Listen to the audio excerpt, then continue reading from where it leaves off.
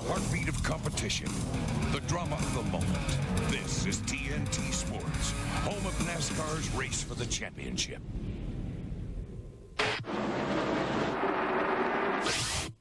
Martinsville, short track racing. Is it about patience and points, or is it about rivals and revenge? It's time to solve the Martinsville mystery. Buckle up, Virginia. The Winston Cup Series is in town. Bring it on!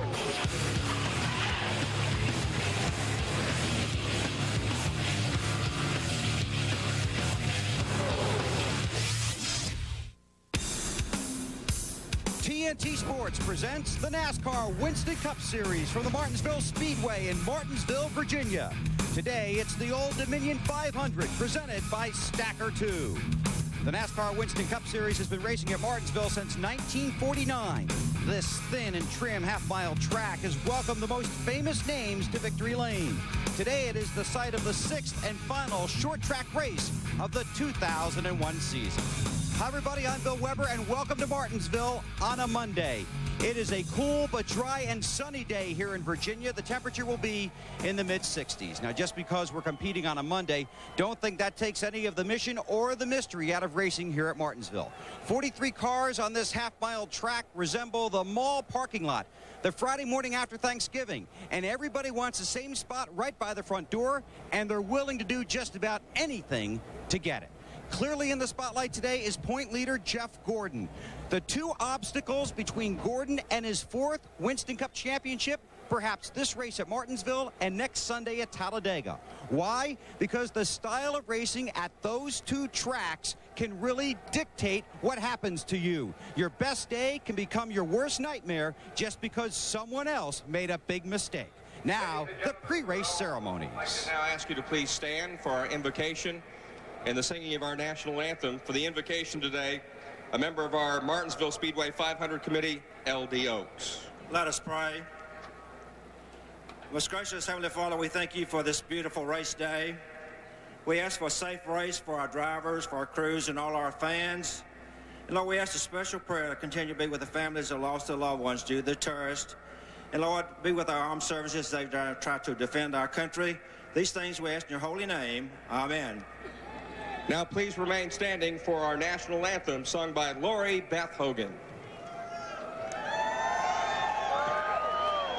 Oh, say, can you see by the dawn's early light what so proudly we hailed at the twilight's last gleaming, whose broad stripes and bright stars through the perilous fight o'er the ramparts we watched were so gallantly streaming, and the rockets regular, the bombs bursting in air, gave proof through the night that our flag was still there.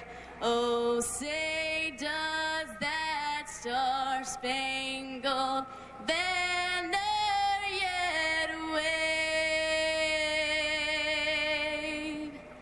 o'er the land of the free and the home of the brave.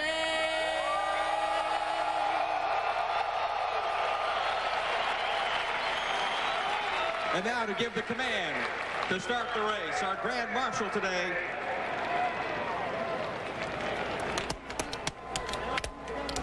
Gentlemen, start your engines!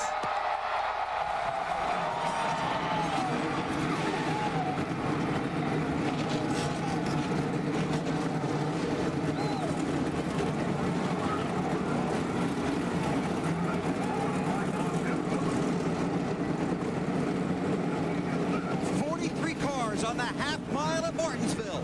It's about temper. It's about traffic. Now, here are two guys that brought enough clothes for a rain out, and one guy that did not. Alan Bestwick, Benny Parsons, and Wally Dallenbach. That would be me.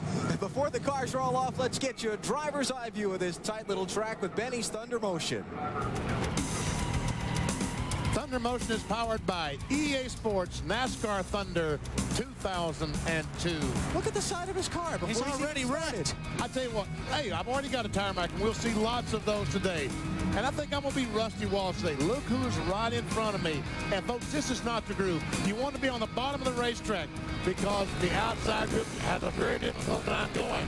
But sometimes you can go up, and sometimes you get these guys, and as you come off the corner, you get a good run, and boom, guess what? And we will see lots of that today. But the point is to get to the very bottom of the racetrack. EA Sports NASCAR Thunder 2002 is now available in stores. One lap around the track, he hit everything with the pace car. Man.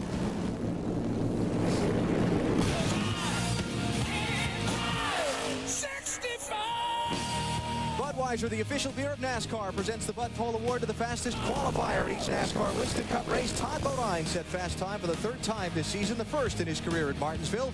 Since 1979, Anheuser-Busch has awarded more than $7 million as part of NASCAR's Pole Award program. And now, the Walmart starting grid for today's Old Dominion 500. Todd Bodine with Dale Earnhardt Jr. on the front row. Jr., one of the hottest drivers on the circuit. Top 4 finishes, 3 of the last 4 races. It's Jeff Gordon, the 3-time Martinsville winner and the championship leader inside of row 2, with Dale Jarrett, the most recent Martinsville winner. On the inside of row 3 is Johnny Benson. Only one top 10 finish in 11 races here. Ricky Craven on the outside. Back in row 4 on the inside, Joe Nemechek. And on the outside, Tony Stewart won here last year from the pole. 6-time Martinsville winner Rusty Wallace goes from row 5 along with Dave Blaney and Bill Davis's Dodge. The 6th row, Ward Burton from nearby South Boston, Virginia. And Mike Wallace, who gave that 12 car a great run at Charlotte last week. On the inside of row 7, Mark Martin. His most recent victory was here in Martinsville. Jerry Nadeau on the outside. Back in row 8, on the inside, Robert Presley and Bobby Hamilton on the outside, the 1998 Martinsville winner. 9th row, Ron Hornaday, who's been struggling to finish races lately, and Rich Bickle, a Martinsville specialist, if you will, jumps into the 4 car this week. Ricky Rudd, second in points, a 3-time Martinsville winner. He's got to come from the 10th row, along with Ken Schrader. On the inside of row 11, Bill Elliott, 14th in the spring. That was his best short track result of 2001. Matt Kenseth on the outside. On the inside of row 12, Hermie Sadler, his second race of the season, and Jeff Burton, 3rd place, the last to Martinsville. Burton will have to go to the back of the field. He's in a backup car. Dave Marcus will go to the tail of the field as well. Dick Trickle qualified that car on Friday. Last week's winner, Sterling Marlin, with him in row 13. It's John Andretti, former Martinsville winner, back in row 14, along with Robbie Gordon. In row 15, on the inside is Hut Strickland and Kevin LePage back in the 7 car this week. In row 16 on the inside, Terry Labonte. And on the outside, his brother, last year's champion, Bobby Labonte. 17th row, Buckshot Jones and Michael Waltrip. A lot of folks thought Mikey had a fast car in final practice. The 18th row, the rain worked out his way. Kevin Harvick back behind the wheel of the 29 car with Brett Bodine in the 18th row. Also another driver from Memphis yesterday, Kenny Wallace on the inside of 19. Jimmy Spencer, last week's pole winner, back in 38. And on the inside of row 20, Elliott Sadler and Kurt Busch on the outside. Final 3 starters in the field are Casey Atwood, Jason Leffler, and Stacy Compton. And again, Harvick, Marcus, Kenny Wallace, and Jeff Burton will all drop to the end of the field on these pace laps because of backup cars or different drivers qualifying their machines. 3 who failed to qualify: Kyle Petty, Frank Kimmel, and Carl Long. Heartbreaker for Long. He actually tied for 36th on time. He was lower in points. He lost the tiebreaker. Final stories from pit road. Let's go to Dave Burns. Alan, pole sitter Todd Bodine knows that his first 2 poles this year ended poorly. This team has to race today and prove that they can finish as well as start well. Now, one guy who's learning how to race here at Martinsville is Dale Earnhardt Jr. His first 2 starts here, he finished 26 and 36. Must have been wondering how his dad won here 6 times. But this spring, he finished 11. He's learning patience here at Martinsville and could be a threat today. Matt? Dave, Mother Nature's Sunday showers played right into the hands of rookie Kevin Harvick, who was only 196 points out of third, and Kenny Wallace. Both drivers were stuck in Memphis campaigning their Busch Series cars. Both are back today. Wallace would keep his 37th starting position, but Harvick went to drop all the way to the back after Rick Mast qualified his mount. Today they will have to plow hard and plow fast on this tight half mile to get to the front. To Marty Snyder. Well, Matt, we have seen 3 first-time winners in 2001. There's a good chance we could see number 4 today. Johnny Benson's crew chief, James Ince, will tell you they've already got the race won. Benson hates Martinsville, but with a very fast car, he could very well love this place by the end of the day. This is week number 2 for Mike Wallace in the 12 car. Impressive at Charlotte, impressive here on practice and Saturday. And Bill, many people say he has not only the fastest car, but also the most consistent. Marty, 2 veterans to watch today, 2 former Martinsville winners. Dale Jarrett, who won here in April, trying to recover from injuries and from some disappointing finishes. Then there's Mark Martin. He hasn't won since he won here at Martinsville in April of last year, 55 races ago. Alan? Giving them a couple extra pace laps, Bill, to warm the tires and also these cars that sat around all day yesterday in the rain. Yeah, they're probably getting their brakes up to temperature a little bit and also get some rubber on the track a little bit. The gear and transmissions, the fluids they use in these cars are 90 weight, very, very thick. So it takes a few laps to get that oil flowing again, and that's what NASCAR is trying to do primarily would be gears and transmission. As Wally said, get a little bit of rubber on this racetrack. Let's talk about the start here in Martinsville. One of the things that the drivers are told by their crew chiefs on these final pace laps is, look, you got to keep the nose on the car. Yeah, you'll see a big accordion effect going into turn 1 and turn 3 on the first few laps. So guys are going to have to be really careful. In the middle to the back of the pack, it's worse. This track is very slippery the first few laps. It's just like Loud, New Hampshire. It's hard to get any grip in these cars until you get a lot of temperature in the tires and the pressure's built up, BP. And one reason they want to keep the noses on the car, it's very important that you get air to cool the brakes at this racetrack. All those air ducts are on the front nose. You go in there, hit somebody, and bend up those ductwork and not be able to cool the brakes, your history. A final thought before they go green. Watch turn 4. See that hunk of concrete that's brand new right there? They dug a pedestrian tunnel under the racetrack, much needed for access in and out of the infield. But the difference in that surface compared to what's around it, some of the drivers saying they're having trouble keeping the car under control when they roll across it. 500 laps ahead on the tight Martinsville half mile. We are set to go racing a Monday matinee. Glad you're with us here on TNT. Green flag is up.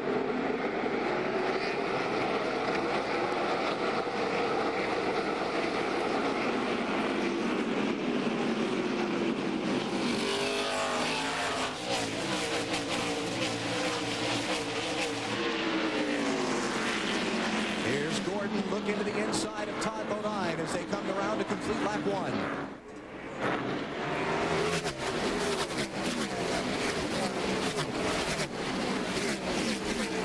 Dale Jr. was very leery of that outside line, and luckily was able to get to the inside in 3rd position. Todd Bodine leads. Jeff Gordon is 2nd. Earnhardt Jr. racing Ricky Craven side by side for 3rd as they come to the stripe to start lap 3.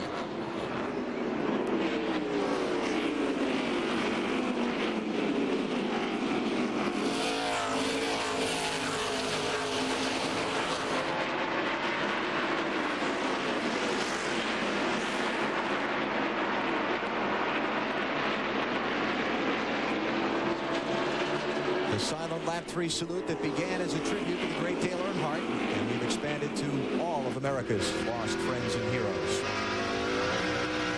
Tony Stewart racing for 5th.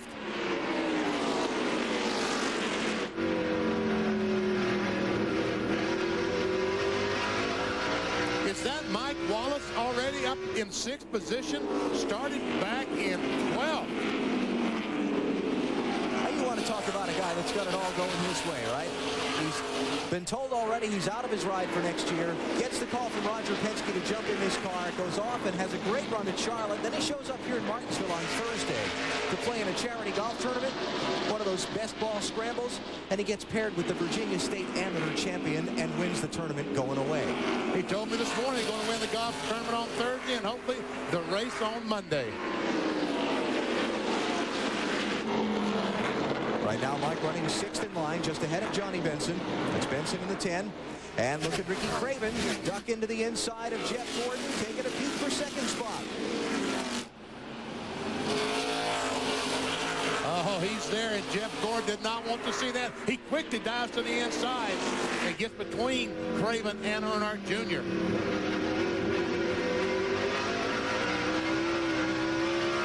Little wheel spin getting off that corner there. Yet when you go through these corners, you got to you get off the throttle all the way and let the car roll just past the center of the turn, and then you try to jump in the gas. If your car's working good, you can jump in the gas really hard, and the car drives straight up off the corner. That's 18th and 19th places you're looking at. Sterling Marlin just took a spot away from Robert Presley.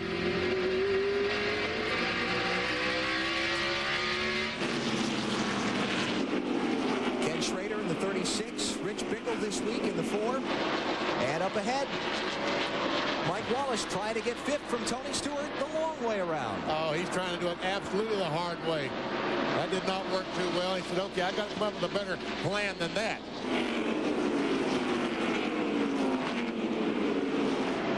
See, the problem is, challenge for the lead up ahead. Craven under Todd Bodine. He's got him. and Todd barely gets back down before Jeff Gordon could stick the nose of that 24 car in there. First lead change of the race, 10 laps in.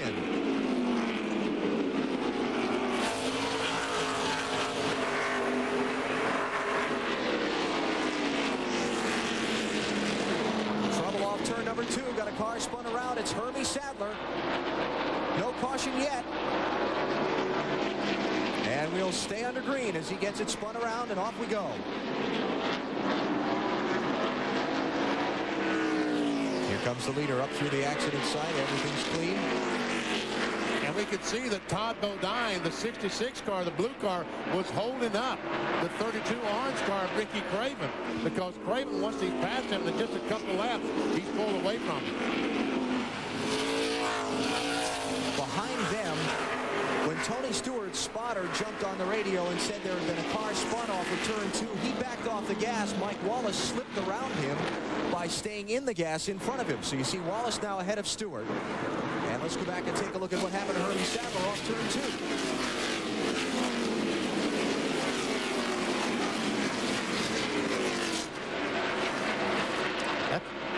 Hard to tell from that angle if he lost it or the 18 car Bobby Labonte may have got into him a little bit, but hard to tell from that shot. Either way, it would be no surprise, right? Yeah. Easy for the thing to wheel spin away from you off the corner, and easy to get bumped from behind. This is 9th place. Nadeau left of screen. Bobby Hamilton right of screen. You look ahead from Joe Nemechek. And I tell you, folks, that 55 car, the blue car, Square D car, Bobby Hamilton really gets around this racetrack well. And this is a brand new car they built just for this race. BP took it and tested it last week as we look down on Martinsville Speedway from our U.S. Army Skycam, an Army of One.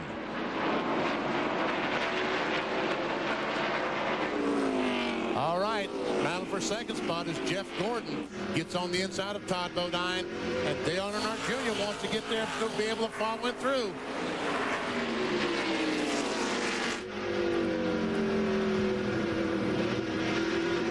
In position to lose a number of spots if you can't get back in that inside lane, Dave. And Alan, a lot of times people hear us talk about cars being good for the long run. Todd Bodine's crew knows they need to race better than they have this year.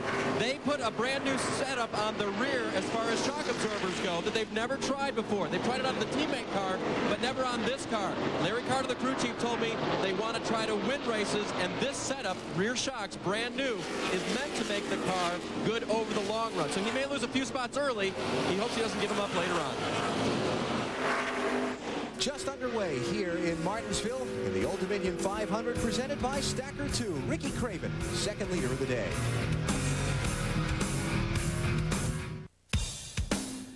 The NASCAR Old Dominion 500, presented by Stacker 2, is brought to you by Stacker 2, the world's strongest fat burner. Burn fat, crush cravings, and supercharge your energy. By the Duke Crew, fueled by Duke. By Pep Boys. All you need to know is where to go. Pep Boys. And by Wendy's. Race through Wendy's late night pickup window where you can eat great even late. Ricky Craven is the leader of the Old Dominion 500 presented by Stacker 2. He's moved out on the second place driver by 1.1 seconds. That runner-up position has just changed hands. Dale Earnhardt Jr. has gone into it. Jeff Gordon. Ever see Junior? And we see the Juniors pulled away from Jeff Gordon a little bit. See Hermie Sadler there in the 13 car has been lapped after his early spin. Minute ago off turn number 2, Tony Stewart and Todd Bodine exchanged some sheet metal while Stewart was trying to take a position from Todd. Let's go take a look at it. Well, Tony thought he had a run. He gets in that left rear, and then he gets in the left rear again, and finally said, okay, all right, I'm not going to hit you in again. And a lap later, when they went down to turn 3, Todd just went up in the outside lane and said, you want it so bad? Take it. Which he has. He has, and he's left them. So Stewart running in 4th. Ahead of Bodine, Mike Wallace, who's in 6th now. Dale Jarrett in 7th, and maybe the fastest car on the racetrack. That one right there, Bobby Hamilton, up to 8th.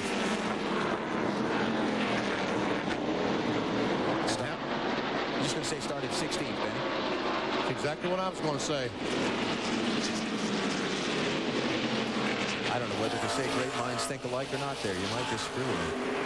Jerry Nadeau also moving forward in the 25 car right behind Bobby Hamilton. Nadeau, remember, slapped the wall in the last practice session. But they were able to use the same car, just had to change some of the suspension parts.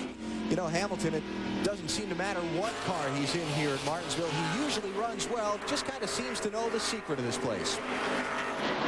The guy who rides, floats around the top 10, takes care of his stuff, got a lot of brake left at the end, and can make a very hard charge because, you know, you drive this place with such discipline, you back off early, and you actually run a couple tenths slower, but you save a lot of race car than the last 20 laps of the race. If you got brake slap, you can run 2 tenths quicker than a lot of people, and I think that's where it's at. And there's nobody in the world that saves their brakes here at Martinsville like Bobby Hamilton. As a matter of fact, we put a brake camera on his car. Wow. And this is saving brakes. We see that rotor turn red, but you see down the straightaway, the air duct's coming in, and the glow goes away just as he gets on the brakes as he enters the corner.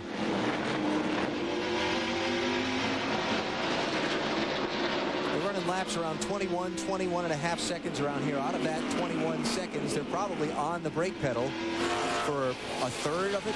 Probably a third of it. Now let's go to Joe Nemechek.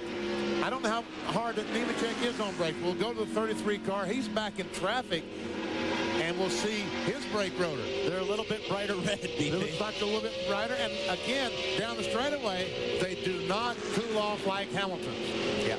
You see him in the corner, just how red they are.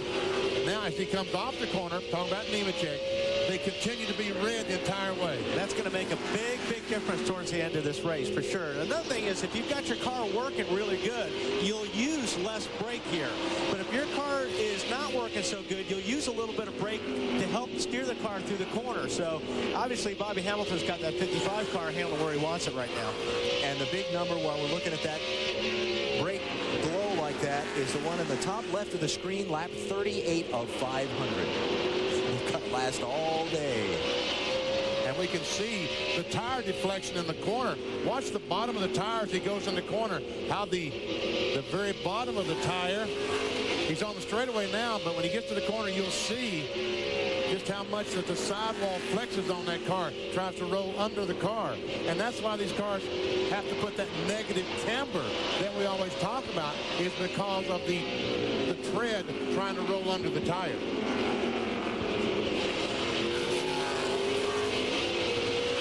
As a matter of fact, let's show you how this braking systems work on this car and how they try to cool them off. As we go inside our virtual garage, we'll look at short track braking system. The vents in the front bumper, the front air dam. The air, cool air goes in and cools the rotors. Large, big rotors compared to the super speedways. The calipers much larger than super speedways. And the brake lines as they hit the fluid, they have a recirculating system. The fluid just inches its way and keeps recirculating new fluid. The biggest problem with all this heat is boiling the brake fluid and aerating the fluid and getting to the point that it won't work. Right. What that circulator does when you hit the brake, like you said, Benny, it moves the fluid so it's not sitting in that caliper all the time, and it moves it through the system. And the only other thing now, driver's got a little bit of flexibility on, he can change the brake bias. There's a knob inside the car. So if you feel that you're using way too much front brake, you turn the knob, and that changes the proportion of the master cylinders, and it can give you more brake, and that'll help sometimes make the front rotors cool off a little bit. All right, now let's go back to Bobby Hamilton. Here he is. And you see the brake rotor? It turns red when he goes down the corner. He lets his foot off the brake, and instantly it is cooled well enough. This is a guy that is unbelievable on brakes at Martinsville. Yeah, big difference between this one and Nemechek's. Hamilton running right now in 8th place. Nemechek is in 10th, both performing well so far. The leader, Ricky Craven, has just overtaken Casey Atwood and Dave Marcus to put them a lap down. We're just underway in Martinsville. 43 laps complete. You're watching NASCAR on TNT. Ricky Craven, second leader of the Old Dominion 500, presented by Stacker 2. Todd Bodine started on pole, led the first 9 laps. Craven went out in front after that, and we've got trouble off turn 4. Looks like Hermie Sadler might have gone for another spin cycle. Yep. He did not hit the lottery today, did he? 2 spins, no caution. Will he get the hat trick? The way the day started? He might. He might. Let's check down on pit road. Here's Bill Weber. Well, let's take you through the field here and start with the leader, Ricky Craven, who has had a sensational start to this race with 49 laps already on the board. Ricky Craven loves New Hampshire International Speedway. Some people think Martinsville is just a miniature New Hampshire International Speedway.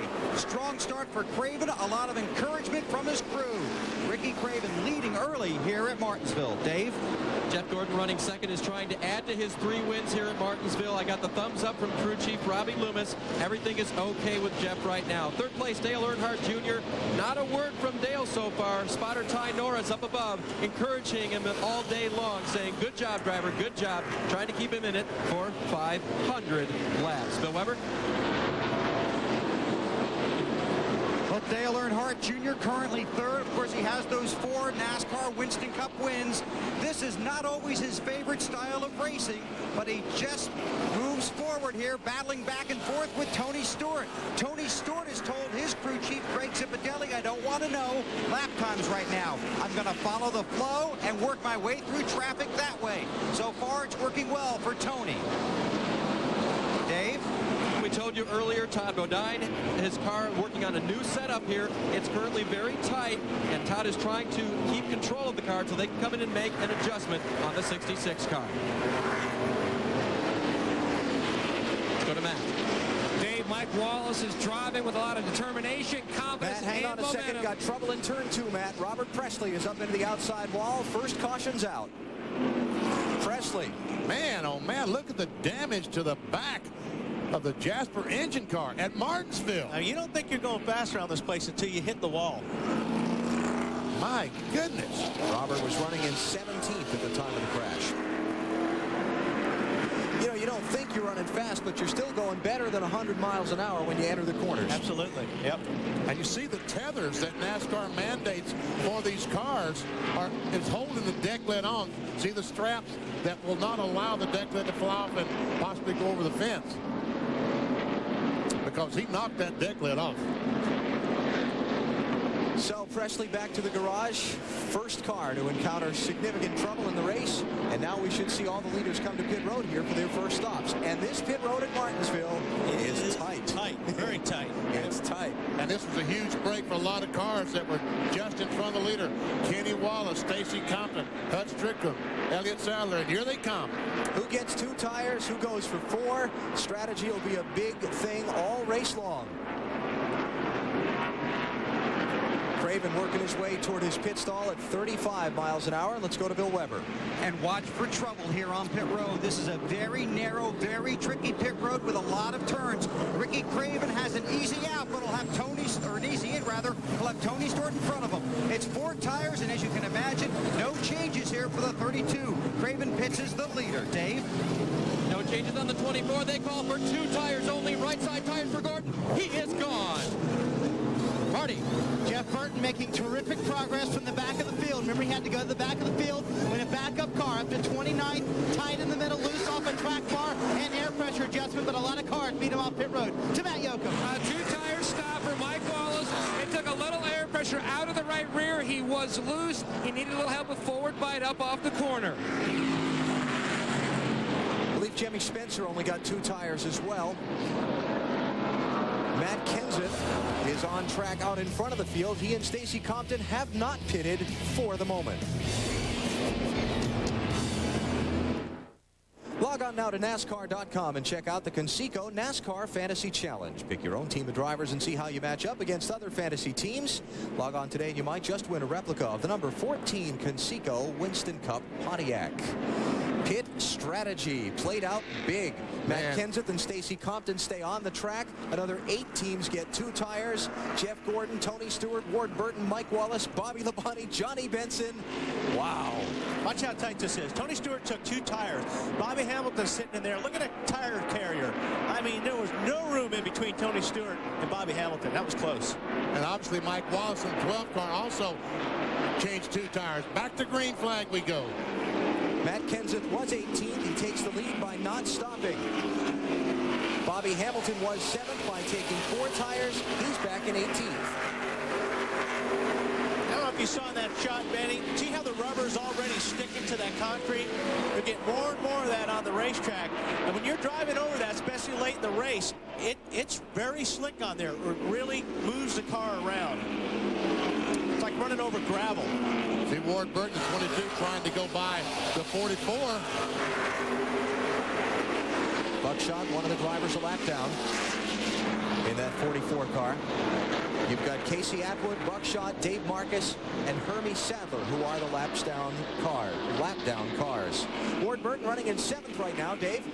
And they were one of the teams that took on 2 tires only, Alan. They made a slight air pressure adjustment to try to help Ward. He had reported that his car was so tight in the middle of the corner that he practically had to stop to get the car to turn. Well, he easily gets by the 44 car. Now Junior tries to do the same thing. He clears him going down in turn 1. Todd Bodine next in line in the 66, and then Bobby Labonte in that 18 car, who also got just 2 tires on his stop. Spin over in turn 2. Rich Bickle. So far, no caution. Now the caution comes out. He has not been able to get it fired as the leaders come around.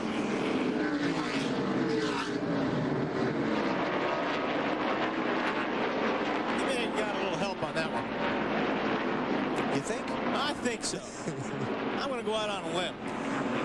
So Matt Kenseth leads the field to the yellow. How about the call for Kenseth and Stacy Compton to not take tires on that last caution? Not a bad plan. Not a bad plan at all. Let's see if we can see what might have happened to Rich Bickle. There he is on the, and there's Robbie Gordon, the 31 car, and we see the 9 of Elliott get in the back of Kevin LePage. And again, how much damage did it do to the nose of Bill Elliott's car? Another shot. Wow. Well, Robbie pushed in. He got down in that corner, and that car pushed pretty hard up the racetrack. At the same time, Ford was coming down. Under caution here in Martinsville, Rich Bickle, the spinner in turn 2. Half a lap from the green. Here is our Wendy's race menu. It's from the smallest track on the circuit to the biggest. Next week, Talladega, Sunday on NBC. It's going to be great. And then we go to Phoenix on NBC, and here we go, back to green flag. Matt Kenseth, the leader. Stacy Compton, second. Jeff Gordon, third. They are marked by our TNT Race Chase bubbles. The lap cars to the inside are Casey Atwood and Buckshot Jones. They're 38th and 39th place. And you see a lot of beating and banging here at Martinsville today. You will not see any beating certainly banging next week, but you will see a lot of passing next week at Talladega. So the front three clear the lap traffic fairly quickly, and Tony Stewart, the fourth place driver, does as well. And there's Mike Wallace once again trying to pass Tony Stewart on the outside. Come on, Mike, that's not going to work. You know that. I think that's the best time to try. Uh-oh. Jerry Nadeau. Caution. What I was going to say. Back up, back up. Oh, don't back up now, because here they come. Better get going. Oh, this is big. Go, go, go. He's waiting on you. He's waiting on you. Go. Oh, no, he ain't. Rodney Combs, the spotter. I was going to say, if you're going to pass somebody on the outside, probably the best time to do it. Okay, well, we'll get the on fresh tires. Third caution of the race. Let's go back and check what happened to Robert Presley on an earlier yellow. Marty? Well, and a lot of damage to Robert Presley's car. What happened, Robert? Well, I think we just found out we broke a hub on the right front. Went off in 3 there in the car, just didn't want to get stopped up. Come down into 1 there and I had a brake, and then all of a sudden went to the floor and just had to shove it up in the 3rd gear and spun it around. But I tell you, we had a great race car there today. Just sitting there biding their time and pulling away from them guys behind us, and just trouble again. And Robert was told by this team he will not be back here next year. Not a good way to start auditioning for a job. We'll be back with more from Martinsville on TNT in just a moment. Third caution of the race here in Martinsville happened because... Here's that accordion we were talking about. Car slowed up in front. Sterling just couldn't get it slowed down quite enough. Got it back at Jerry Nadeau. The bad part is he couldn't get out of there, and he couldn't get it in gear quick enough, and he lost a lap. And that was battling for 12th position. Now Nadeau was trying to get to the inside, get up next to the leader to get that lap back. And Casey Atwood, the 44 car, Buckshot, wouldn't let him go by. He runs Buckshot up on the curb, so off turn 2, Buckshot says, hey, Nadeau, don't be doing that. So Nadeau decides one thing, I'm going to stop and get 4 tires. Well, I think Buckshot's down. Yeah, Buckshot's down a lap, and Casey is too, so they were trying to get their lap back. Right. So they didn't have to let him by. So there's no love. Let's go down to pit road. Dave Burns. Jerry Nadeau has been on and off pit road now. They put some fuel in the car. They repaired a little bit of damage. Remember, he's already been in the wall once this weekend in final practice. Had a little scrape with the wall, didn't bend the car too much. But during this pit stop, he also had to stay down for a penalty. The crew's still figuring it out. I believe it was because he lined up and came into the pits incorrectly. I don't think he had too many men. I don't think he was speeding. So that's Nadeau's story for now. Yeah, you're not allowed to pull up the pit. Hey, Dave, what happened to Johnny Benson on the last caution? He gave up 14th spot and came down the pit lane. Yep, he sure did, Alan. He actually made 2 pit stops on the last 2 yellows. The first time, they made a wedge adjustment and unhooked the rear sway bar. They said they had no grip in, no grip off. The car was just totally out of control. Then they came in asking Benson, did that help at all? He said he thinks maybe it's just a touch tight. So they made a track bar adjustment and filled the car full of fuel. Okay. He's already back. He's way back in 33rd place because of that added time on pit road. Here's our NASCAR Busch Series update. What a race yesterday in Memphis. Hope you caught it. Randy LaJoie scores the win when Jeff Green and Jay Sauter tangled, racing for the lead in the final laps. LaJoie went under them both and got the victory. Busch Series championship. 4 races to go. Kevin Harvick adding a little ground to his total advantage. Craftsman Truck Series raced in Las Vegas yesterday. Ted Musgrave, the winner. Jack Sprague adding a little ground to his advantage in their championship with just a couple of races to go. Wow. Who's he hit? Bill, what happened? Well, Rusty Wallace told his crew he hit the 25, but he definitely hit somebody. They're concerned about the effects it'll have on the handling. I don't think it'll affect the handling all that much unless he knocked the toe out, but it could affect the way those brakes are cooled and the way that water temperature is going to be. That's right. Up today. His water temperature was 190, and Robin told him he thinks they'll be okay, but we'll keep an eye on that, Wally. Okay. All right, Bill, thanks. Matt Kenseth is your leader. Jeff Gordon is second. Stacy Compton third. Mike Wallace fourth. And Tony Stewart is fifth. Rusty is back in 13th. And a battle for the lead is Jeff Gordon. That 24 car has 2 fresher tires. On his pit stop, he changed 2 of the 17 car. After 81 laps, has not been in the pit, on the pit road. That's a good strategy, I think, on the 17 car. The problem is you don't want to get caught in that high line, like he's going to be caught right now. Now he's going to lose a lot of positions unless he can get that thing back down to the bottom of the racetrack. Here we come Mike Wallace on the outside, trying to take over. He takes over the third spot, going for second on the outside. Well, he's just loving that high lane, isn't he? Matt Yoakum. Alan, this is a strategy that Robbie Rogers and the crew chief for Matt Kenseth worked here in the spring race. They ended up finishing sixth. They could have had a shot to win, except for some things that took place late in the race, but they're going with that same strategy. And I asked Robbie, I said, didn't you guys try this? He goes, no, we wouldn't do that. But also the spotter for Mike Wallace is warning his driver, remember that 92 and 17 stayed out. You have 2 fresher tires, so you should be able to get by them after a few laps. Right now, Matt getting kind of knocked around. He's lost the lead to Jeff Gordon. Let's go back and look at that a minute ago. Gordon roughed him up a little bit. Maybe not intentionally, but he did. Got a good run off of 4. Here they go down into turn 1. And that's what new tires get you to do. It lets you drive in the corner deeper. And Matt couldn't get in there as deep as 24 car, so uh-oh. That's John Andretti in the 43 and Jason Leffler in the 01. And Andretti looks like he's going to get his car. Come on, Jeff, back off. Jeff, let it go. Attaboy, Jeff. Caution's out. Nice man. So, you know, in a situation like that, you know, after the guy spun up the corner, don't you think he should have let him his lap back? What do you think, Wally? No. I should. Well, yeah. You're an evil man. You know, 43, John's won here. He runs this place good. You got to worry about a guy like John Andretti coming back and beating your butt by the time this race is over. Let me tell you what, I've ridden in a car with Wally to the airport. He's as ruthless on the highway as he is on the racetrack. We'll come back.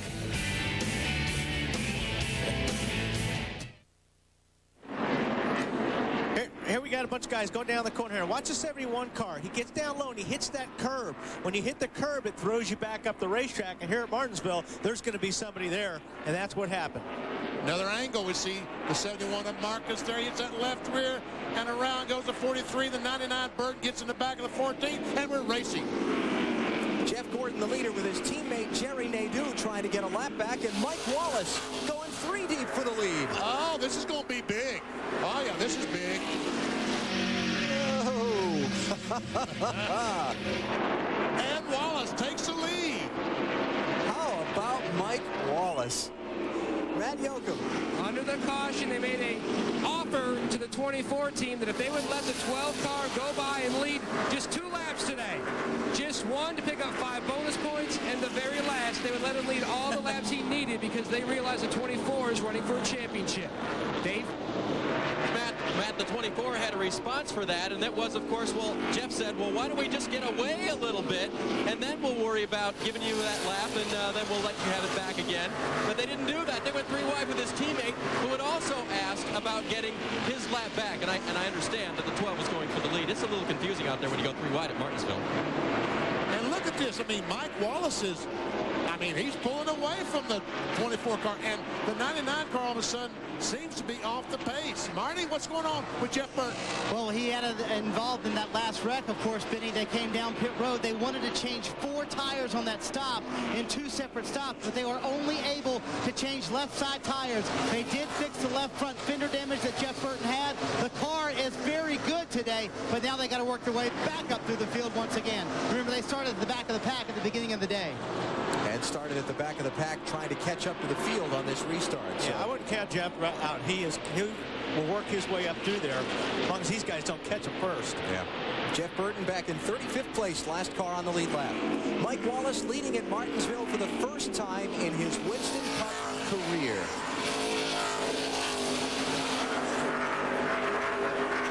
Fifth different driver to be out in front today. Gordon second, Stewart third, Craven fourth. That's Craven in the 32, and he's trying to hold off Ward Burton and deal with the lap car of Jerry Nadeau.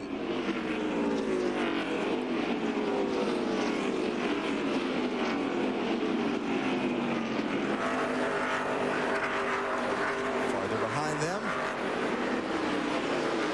Ricky Rudd, second in the championship coming in. Meyer back in 15th place, while Jeff Gordon is running second. See Bobby Hamilton in that heavy traffic, the 55 car, as he gets on the inside of the 92. Hamilton lost a lot of track position on that stop. The first set of pit stops for everybody took 2 tires, but he sure hasn't made up any ground. Now, granted, we've kind of been a little halted attempting with some choppy caution flags since then, but he hasn't made up a lot of ground. There's our Williams race chase in the interval from Ricky Rudd up to the leader, Mike Wallace. Matt? And there has been some reports of possible smoke out of the back of Ricky Rudd's car. Crew chief Fatback McSwain. Fatback, what's the smoke out of the back of the car? Sometimes under cautions, when the cars get really boxed up, they don't run. They have to say caution flag goes. Cars get a little warm and they leak a little water out in the overload system. So then when they start backing up, puke it out. Nothing really to worry about. No concerns at this moment for the guys that are trying to chase down Jeff Gordon for that championship, Alan. All right, Matt, thanks. Championship standings, 7 races to go, including today. And there's the gap now, if they finish as they are, with Gordon running second and Rudd back in 13th. It's 2:37 coming into the race. And that's a lot of ground Ricky Rudd cannot give up. 28 car, Ricky Rudd's car, ran so doggone well here in the spring. Looked like he was going to win. But then just in the last few laps, his teammate, Dale Jarrett, was able to get on the inside of him, take the spot away, finish second to his teammate. Bobby Hamilton.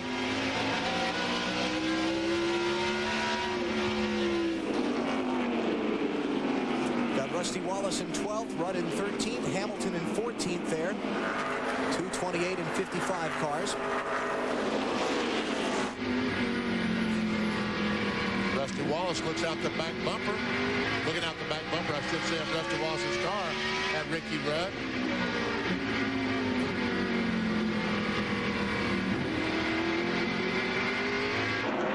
Getting tight up front. Jeff Gordon closing back in on Mike Wallace. And Mike Wallace's car, after about the last time, after about this amount of laps since the pit stop, his car started getting loose, losing the back end off the corner. And we see that same thing is happening again.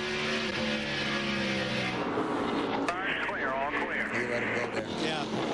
Smart move, because, you know, if he let him go real quick and got back in line and didn't lose that much. So Jeff Gordon back out in front. The Old Dominion 500 presented by Stacker 2. You're watching NASCAR on TNT. Jeff Gordon leading the Old Dominion 500 presented by Stacker 2, the Monday matinee from Martinsville Speedway in Virginia after rain yesterday. We saw Gordon take the lead from Mike Wallace moments ago. Since that time, Wallace has really gotten shuffled back. Tony Stewart's up to second, Craven to third, Ward Burton to fourth, and there's Mike Wallace way back in fifth. And there comes another Wallace. That would be Rusty Wallace on the inside of the 40 car. That's a battle back to the 11th position.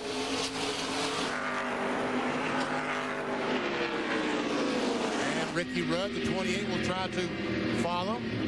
Oh, he's going to try to, oh, this is the Coors Light car he's trying to pass. That's 12th place.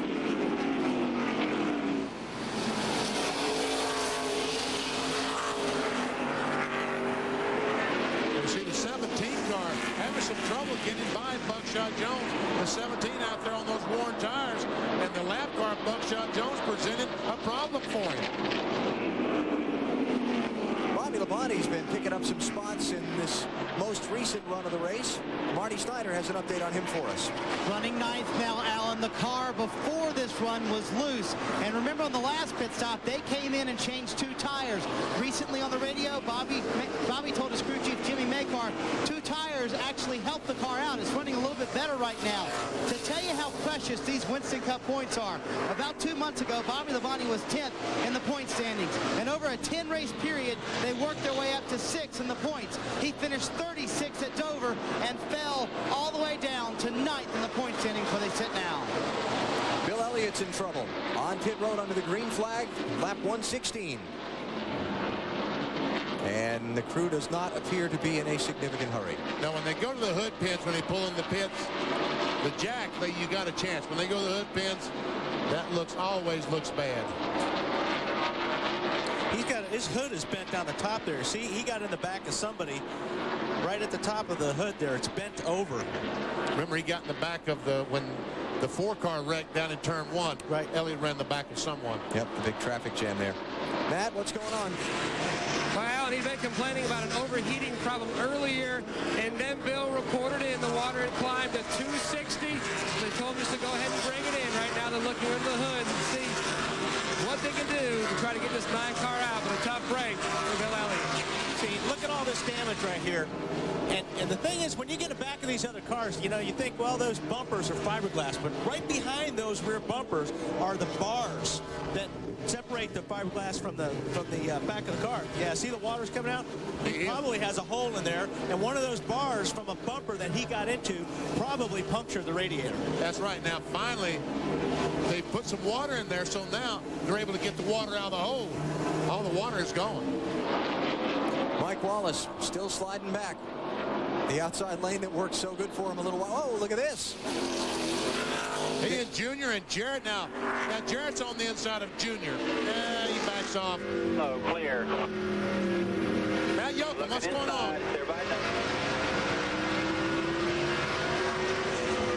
An update on the 9 car. They feel like they are done for the day. They've got water coming out the tailpipes, and there's a hole in the radiator. They're pushing the 9 car behind the wall. Now the 88 car, we see some damage on the nose of his car. Very similar to what Bill Elliott had. We're all pushed in there on Jarrett's Ford.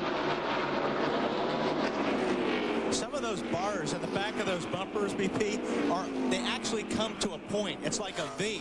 And if you hit somebody's bumper hard enough, that's like a spear going through your radiator. What we know right now for sure is that Mike Wallace wants a caution. Oh, yeah. Really badly. What's up with 20? Tony Stewart. What's up, Marty? Well, when he went by me, Benny, it sounded like he was on 7 cylinders. We'll have to check in his pit to make sure, but it sounds like he's on no cylinders now. Oh, yeah, it's gone. It's shut off. He's got no cylinders. Caution's out. Tony Stewart, 3rd place in points to the garage. What'd you say about Mike Wallace needing the caution flag? He got it. Tony Stewart, the defending winner of this race, is in the garage. And the caution flag is out. This one is the 5th one of the event, and it's at the 1/4 point, lap 125.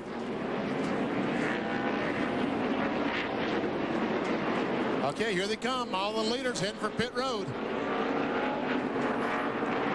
Mike Wallace is saying, thank goodness. Now, remember, last time, a lot of guys got 2 tires. The running order really shuffled up a lot. What's it going to be this time? Bill Weber.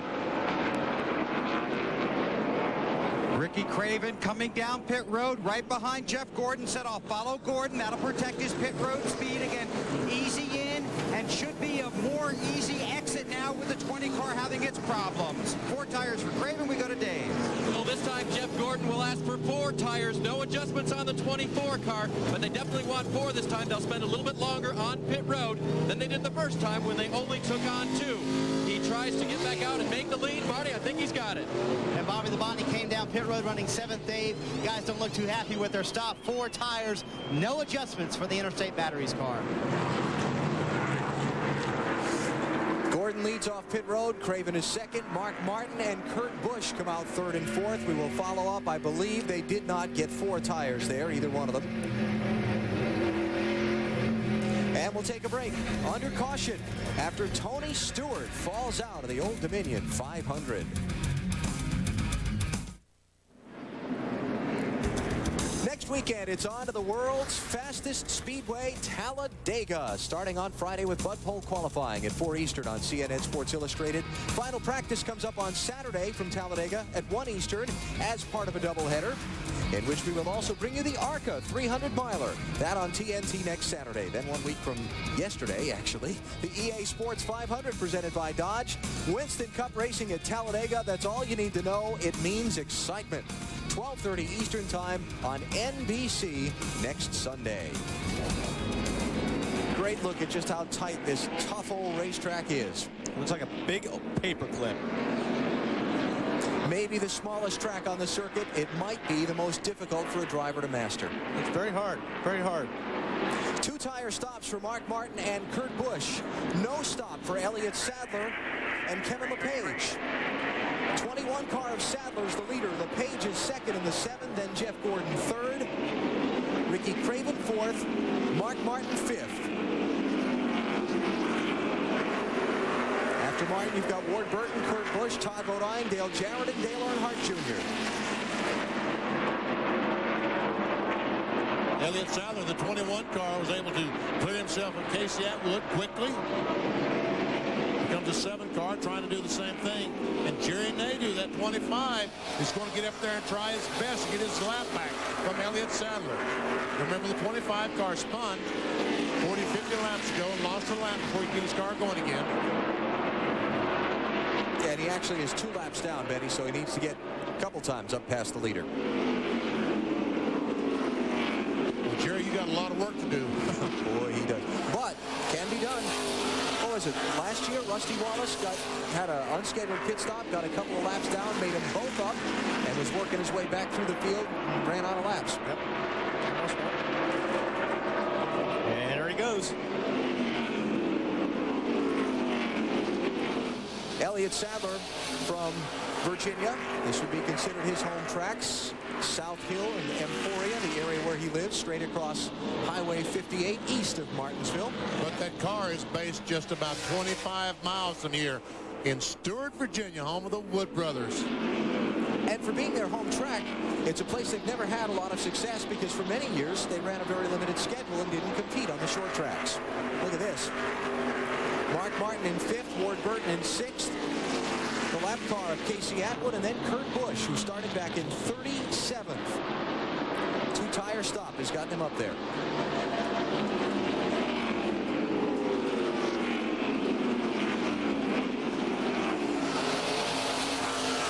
Talking about Elliott Sadler and this being his home track, same thing for Ward Burton. He's from South Boston, Virginia, not even an hour's drive from here. And he says when you come to a short track like Martinsville, as a driver, you have to have kind of a special mindset. My mentality is I try to race each and every guy the same way that I would like to be raced. At the same time, knowing the atmosphere we're in, none of us are perfect, but, you know, give and take, get to the end of the race, then we'll see who's got the better car and who's got the best team to put that car in a situation to run the race. That's perfect. I mean, that's now most of these guys, you go out and race, it's exactly what Ward said. You want to be raced like you'll race the guy. The guy's going to rough you up, going to race you dirty. Well, that's easy. You can do the same thing. That's why I won't go on a go-kart track with you. Oh, come on. You go on a go-kart track because you'd have to wear a helmet, and that would mess your hair up. I'd have to have a helmet, and I'd have to be strapped in if you're behind me. Now, Mr. Mathematician, how far can the 21 go on fuel? Well, he's got to stop. If you give me a second to look over my pit chart, and I'll find out the last time he came in, I can tell you.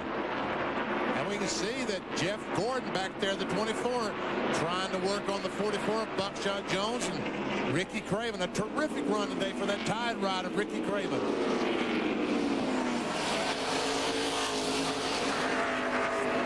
All right, Elliott stopped at lap 87. Okay, so he can run another 100 laps with ease. Yeah. About 100. I don't know if he'd want to. He probably would want to, but he could, yeah. Yeah.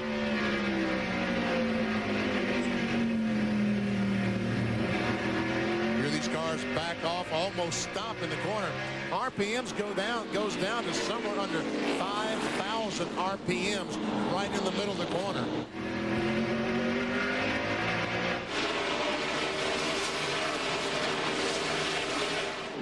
Oh, that was close. And Ricky Craven's going to try it on the outside. That really doesn't work too well here, but unless you can box the guy in. Yeah, unless you can get him boxed in behind a slower car. Outside, clear, all clear. Jeff said, am I really going to have to go out there and let Craven get on the inside on me?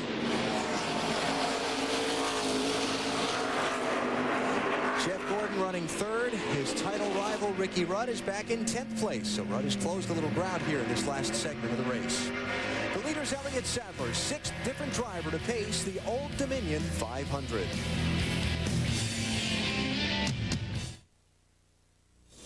The NASCAR Old Dominion 500, presented by Stacker 2, is brought to you by Williams, Leading Energy Solutions, by Conseco, Step Up, by McDonald's, we'd love to see you smile, and by AC Delco Automotive Parts, when the right way is the only way. Beautiful day here in Martinsville today, and Elliott Sadler is enjoying the most of it right now. He's out in front in the Wood Brothers Ford by 1.5 seconds on Kevin LePage as we come to lap 150. Tony Stewart went out of the race a short while ago, or we think went out of the race. Bill, what's the story there? Well, they continue to work under the hood on the engine compartment. Mark Conquest, the head engine builder from Joe Gibbs Racing, says it could be a rod or a valve spring. They're looking under there trying to make sure. Tony has climbed into the transporter, is inside the truck at this point.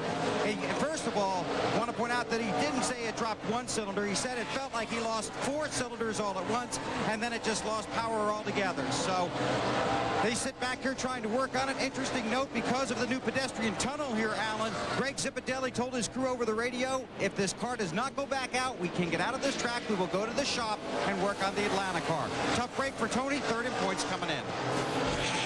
All right, Bill, thanks. And Brett Bodine has just taken his car off the track and behind the wall. He was coasting very slowly out onto the pit road.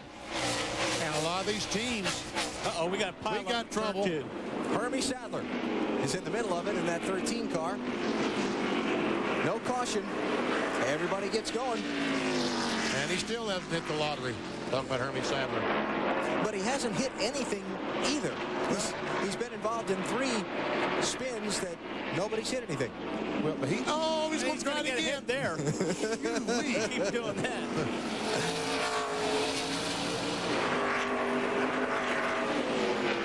Let's go back and check out what happened to cause the big jam up over in turn 2.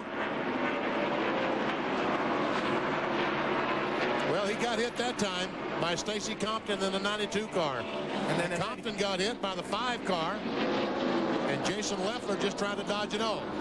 Battle for the third position. Mark Martin on the inside of Kevin LePage. And the update from pit road on Brett Bodine, who I mentioned went behind the wall. Brake troubles. A very common problem at Martinsville Speedway. So Mark Martin goes to 4th place now. Ward Burton is in 5th in the 22, and Kevin LePage in the 7, shuffled back to 6th. And remember that LePage did not stop on that last caution.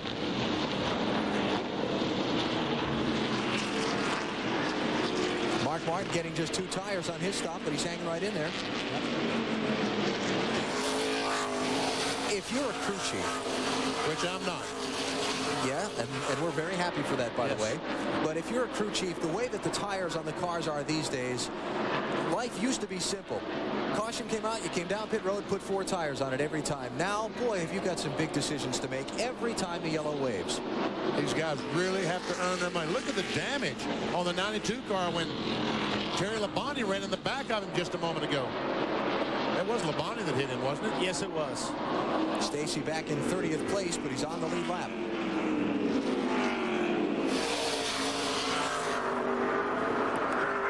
I don't think that'll come off unless he gets rubbed by somebody. Actually, it might help him to rub. The piece off the back may blow off, but the sheet metal looks like it's far enough from the tire for any problems. Boy, this is something Elliott Sadler did not want to see. Jeff Gordon, there he goes. Elliott waved to him, say, bye, Jeff. Fresh tires. Ricky Craven now closing in on Sadler for 2nd. And Bobby Hamilton trying to get moving once again. This is back for 14th place. We've got cameras mounted up looking at the brakes on Bobby Hamilton and Joe Nemechek's cars. We saw them earlier, 55 and 33. Let's go inside. This is Bobby Hamilton. We see going down the corner. He hits the brakes. The rotor turns cherry red. Boy, they look good. And down the straightaway almost goes back to their natural color. As he applies the brakes, they get red. About 110 laps since we looked at him last. Yeah, he's got great brakes left right now. But now right behind him is his teammate, Joe Nemechek, in the 33 car. Bill Woods Holmes' car.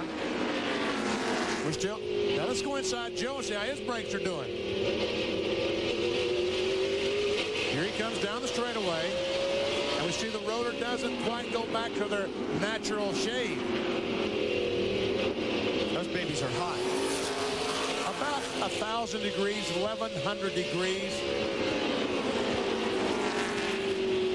And the brake technology has gotten so good today, these guys don't really realize how much they're using the brake until they melt this tire where it mounts against the wheel. That's called melting the bead. We saw that at Richmond on about 3 occasions. Nemechek running in 16th place, Hamilton in 13th. It's all behind Jeff Gordon, who's out in front of the Old Dominion 500 presented by Stacker 2. 164 of 500 complete here in Martinsville. 30th race of the NASCAR Winston Cup Series season is the Old Dominion 500 presented by Stacker 2. The picturesque Martinsville Speedway in South Central Virginia. About what, BP? 3/4 full today. At least. I can't believe there's a lot of Martinsville flu going on today. Meanwhile, pit stops are going on. Under caution after Rich Bickle had a problem in turn 4 a moment ago. Most of the leaders choosing to stay out, but some are in. Matt? Mike Wallace bumped a loose tie from the 6 as they will make a right side tire change only, and they were discussing pulling a rubber out of the right rear to try to help fix his loose race car. Today Burns. The 8 car is running pretty well, Matt. Junior has asked for no changes except possibly a slight air pressure adjustment to fix a little tight condition. 4 tires for him, no damage repair. Just a quick look at the left rear there. We hope they got all the lug nuts tight. Most of the front runners chose not to pit. Jeff Gordon stays out and retains the lead. And we continue under the caution here in Martinsville. Back after this. Working caution here at Martinsville in the Old Dominion 500 presented by Stacker 2. Rich Bickle had a problem up in turn 4. Came to rest up against the outside wall. He has driven back around to the pits and returned to the track after repairs. Speaking of Rich Bickle, let me say hello to the Lonnie Hill family. He's the engine tuner, catch can man on the 4 car. Had some lung surgery today in Kingsport, Tennessee. Hope everything is well. We were talking about when you get in the back of somebody. If you watch when he's coming out of the corner, there's a bar right here. Can't. Let's see if we can get that truck got in the way there. What's that truck doing? Trying to pick up stuff on the racetrack. No. Anyway, behind the bumper, you'll see a big pipe. See that pipe right there? That's what winds up going in your radiator when you bump into somebody in front of you. That's more likely what happened to Rusty Wallace. Dave, you got something else up down there in the 8 car? I think they're going to show the pit stop of the 8 car this last time, Wally, because during this pit stop, when they went to the left rear tire changer Steve Wolf had to go back in and hit the left rear final lug nut. There are 5 on there. He got 4. I said, did you go back in just because you were not sure? He said, no, I was sure I didn't hit the 5th one. He went back in a second time.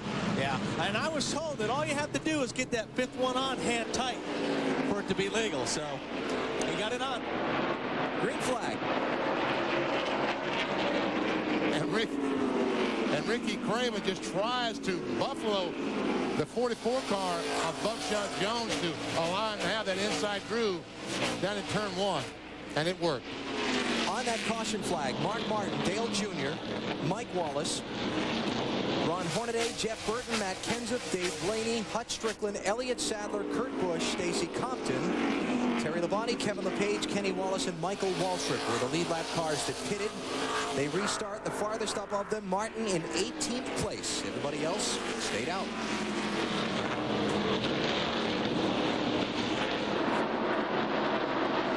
But the 25 car got one of his laps back. He's still one down, but Jerry Nadeau in that 25 has a very fast race car. Todd Bodine hanging in there. He's in 4th place. 66 car. Back inside. And trying to get 3rd from Ward Burton.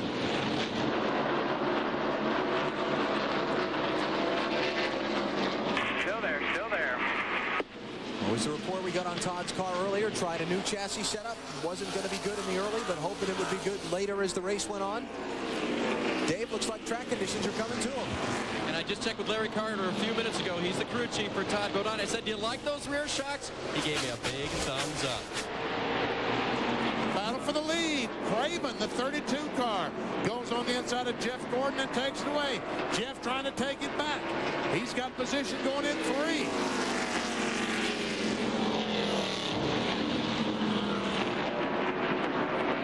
That 32 car looked awfully strong getting off the top of that racetrack off of 4 BP.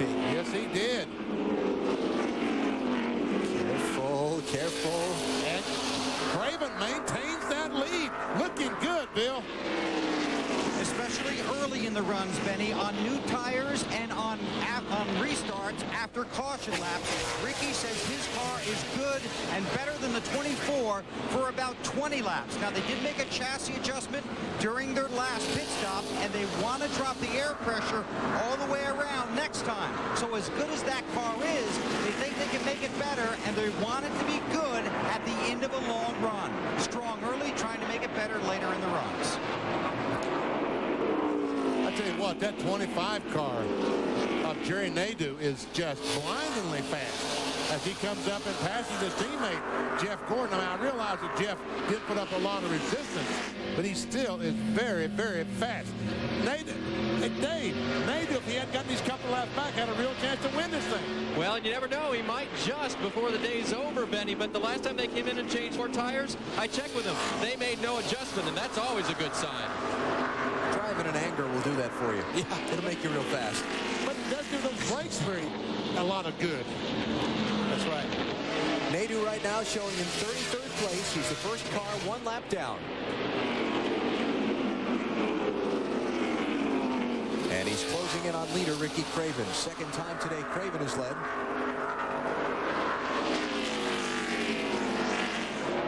Kevin Harvick.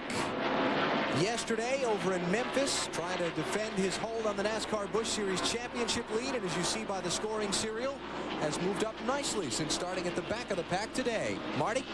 Yeah, Alan, they're doing pretty good, and you have to take it in the context of remembering what Kevin Harvick did here in the spring, which was not very good. He finished 35th in that race, and they felt like they didn't really have a good setup to base what Kevin wanted to start this race on, so they kind of took a little bit of what Kevin had here in the spring and a little bit of what Rick Mass found in happy hour on Saturday, and that's the setup they started the race with. It's pretty good right now, tight, needs a little more forward bite off the corner, but who doesn't need that here at Martinsville? And Kevin's pretty happy. He's made some nice progress as you set up to 14.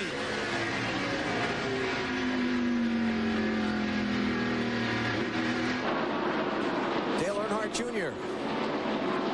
running in 19th now. One of the guys who pitted on that last caution, kind of mired back in the traffic. Oh, there'll be some contact if we aren't careful between the 31 of Robbie Gordon and the 8, but somehow they... They're not running with the front of the class anymore. Ty Norris, the spotter, with the social comment there. What did he say? He said, you're not running... He said, you're not running with the front of the class anymore. I think that was a be careful warning. Marty? Yeah, Robbie Gordon spent a lot of time this week testing at Greenville Pickens with Rick Mass, and Rick really helped Robbie work on getting those long runs down, trying to help him learn how to run in a place like a Martinsville. I talked to Richard Childress this morning about the status of Robbie Gordon for this year and next year. Nothing is firm for next year yet, but he said he expects to know something within the next week. I asked him, will he be in the car for the rest of this year? He said every week except Homestead. Jeff Green will be in the car at Homestead because Robbie Gordon will be running the Baja 1000. A little bit different than Martinsville.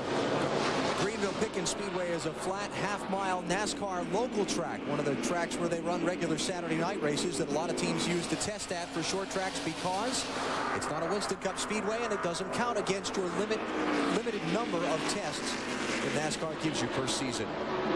Ricky Craven is the leader, coming up on 200 laps of 500 here in Martinsville. Buckshot Jones in the 44 getting a lap back from leader Ricky Craven as we come back to Martinsville in the Old Dominion 500 presented by Stacker 2. Terrific run by Buckshot Jones today. Meanwhile, here's Jeff Gordon, the 24, going for the lead on the inside of Ricky Craven. Our pit report a little while ago saying Craven's car was better in the first 20 laps of the run than Gordon's. That's right where we're at. Yes, sir. And Gordon is back out in front. And the 25 car of Jerry Nadeau that we saw pass Ricky Craven to get back in the lead lap a little bit ago has pulled in front of these guys, the lead cars, by about a straightaway. So Gordon, Craven, then Dale Jarrett, who's moved up to third, Ward Burton fourth, and Ricky Rudd, who has climbed to fifth. There's DJ. Bill, he's picking his way forward. Well, he's having an outstanding day despite that nose damage, Alan. I talked to crew chief Todd Parrott. He says that is not creating any handling problems or any temperature problems with the race car. He just told Dale Jarrett, real good lap, stay nice and smooth. He's actually running laps faster than the leader, 20.93 to 21.12 just a couple of laps ago. All right, Bill, thanks. Of course, Dale Jarrett, the most recent race winner here at Martinsville Speedway back in mid-April at a track he's never said was his favorite to run. Jarrett had fresher tires than his teammate Ricky Rudd. 6 laps to go. He caught him and passed him and took the win, his first here at Martinsville. I talked to Dale the day before yesterday on Friday, and he said, you know, I won here, I qualified well here. I guess I could start liking this place a whole lot better.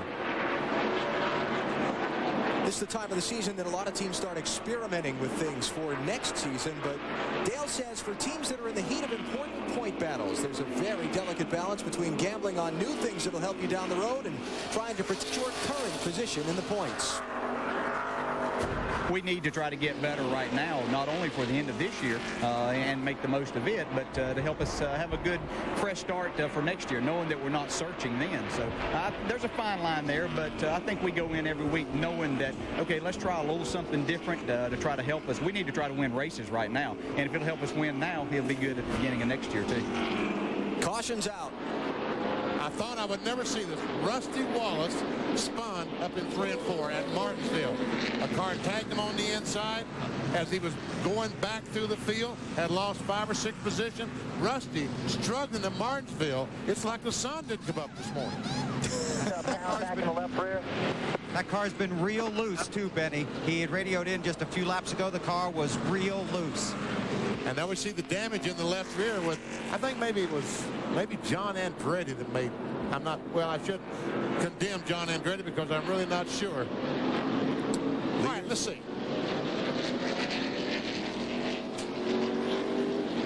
Yeah, you were right, PP. It was John Andretti. All right, John, I was right. Standing on the gas. He stood on the gas and tried to get the car to do the 360, and it didn't quite make it. Leaders are on pit road. Marty? Bobby Labonte already gone, Ellen. He has very good car, only 2 tires from Labonte to Bill Weber.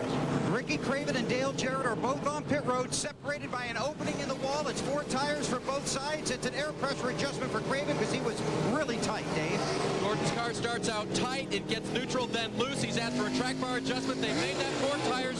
Jeff leaves pit road. Matt? A 4-tire change for Ricky Rudd. No chassis adjustments on the 28 car. Bobby Labonte takes the lead with that 2-tire stop that Marty called for you a minute ago. Or comes off of pit road first. There are some who did not pit. Mark Martin will take the lead here at Martinsville. Look out.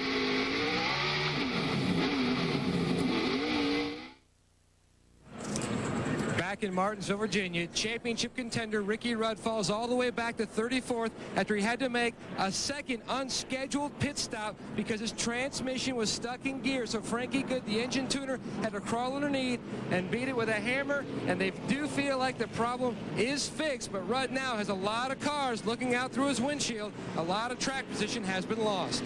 Wow. I wouldn't say it would be fixed because something caused it to happen to begin with. Yeah. Ricky was 5th at the caution flag. 34th. And Jeff Gordon is running 13th. Now, 10 cars did not pit under this caution flag, so when we go back to green, we've got a real jumble from what the standings were before. Restart coming up in another 1 lap. Dave, Jerry Nadeau's back in good shape. And you mentioned jumble, Alan. One of the things that Nadeau had a problem with was he was so far back in the queue that when he came in to get tires, he wanted 4, but the pace car was already coming out of turn 4, so he only took 2. Then he stopped a second time. He's now 33rd in the ranking. But he's back on the lead lap. And he's got 300 laps. I mean, he has a very, very fast race car. Talking about this 25 UAW car. And Buckshot Jones also back on the lead lap. He beat the leader around to the caution. Buckshot's in 32nd. Nadeau's in 33rd. Marty? Well, guys, this is Jeff Burton's chance. He's had a fast race car all day long. Here is his chance to prove it. Remember, they had the spin earlier. Now he's up in 4th. As we go green, the bubble is on the first car that pitted. Bobby Labonte, way back in 11th place. That's the first one who made a pit stop to come back off the pit lane. The 93 car of Dave Blaney is in the 10th position. And Labonte 11th. Mark Martin leads, Mike Wallace second, Kurt Busch third, Jeff Burton fourth, Elliott Sadler fifth. Then Hut Strickland, Kenny Wallace, Michael Waltrip, Terry Labonte, and Dave Blaney. The top 10 who did not stop. And Mike Wallace is trying to go for the lead. That's Mike in the 12th car, Martin in the 6th. And Mike Rogers passed him on the outside. Oh, baby! Caught that little fresh concrete? Or just caught it wrong? I think he just caught it wrong. Looking down on Martinsville from our U.S. Army Skycam, there are 212 ways to be a soldier. Find out more. All clear, all clear. At GoArmy.com. Martin and Wallace, 6 and 12. Then the 97 of Kurt Busch and the 99 of Jeff Burton, the 4 cars you look at. 3 of them Roush Racing machines. Mike Wallace being the only exception. He drives for Roger Penske. And all 4 of them Fords. As a matter of fact, the 5th place car, Elliott Sadler, is the Ford. But we're not going to get into all that aerodynamic stuff from the teams here at Martinsville. It matters not. Next week at Talladega. That will be a topic for discussion next week. And there were some rule changes for Talladega next week, by the way. The Fords get to take an inch and a half off the width of that rear spoiler that sits on the top of the trunk lid for next week. The Pontiacs get to shave an 1/8 of an inch off the top of the roof rail that is used at Daytona and Talladega, and that will be the subject of much consternation in the build-up to next Sunday's race. While we're on the subject of rule changes, NASCAR yesterday announcing that they will go to the 1-engine rule for next year. You must race the same engine you qualified, unless you can show a good enough reason why not. And they've also put some minimum weights on some different internal pieces in the engine, the rule designed to try and save some teams money. Yeah, it's going to make a lot of teams happy. It's going to make guys like Robert Yates probably not very happy because he does a lot of motors. He builds motors for a lot of these teams on a lease program. So that's going to cut into the profit margin there. But I think for the expense for the teams, I think that's going to help. Don't you think? I don't know. I've really got to talk to one owner in the garage here this morning that was very, very unhappy with the rule change and said it's going to cost more money. But there again, I haven't really, that's the only one I've talked to, and I haven't discussed it thoroughly. I think the one area that teams seem to think it'll save them some money on is that they buy a lot of different type of pieces for a qualifying engine than they do for a race engine, and now they can just have one type of part in their inventory to build that motor from. Yeah. Normally, if you're going to build a qualifying engine, it's going to have a lot lighter pieces inside the engine. It's going to make more horsepower, but it won't last a 500-mile race, so that's what they build. I call them hand grenades. They're good for that qualifying lap. Then pretty much after the first round of practice and qualifying, you got to put in a race motor. It's more durable. Second place, Mike Wallace and Kurt Busch racing for that one behind Mark Martin here in Martinsville, Virginia.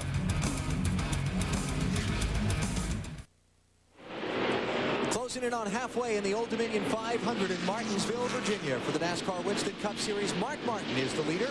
Roush Racing right now has got the leaderboard dominated. 3 out of the top 4. And Matt Kenseth did lead earlier in the race. He led 26 laps.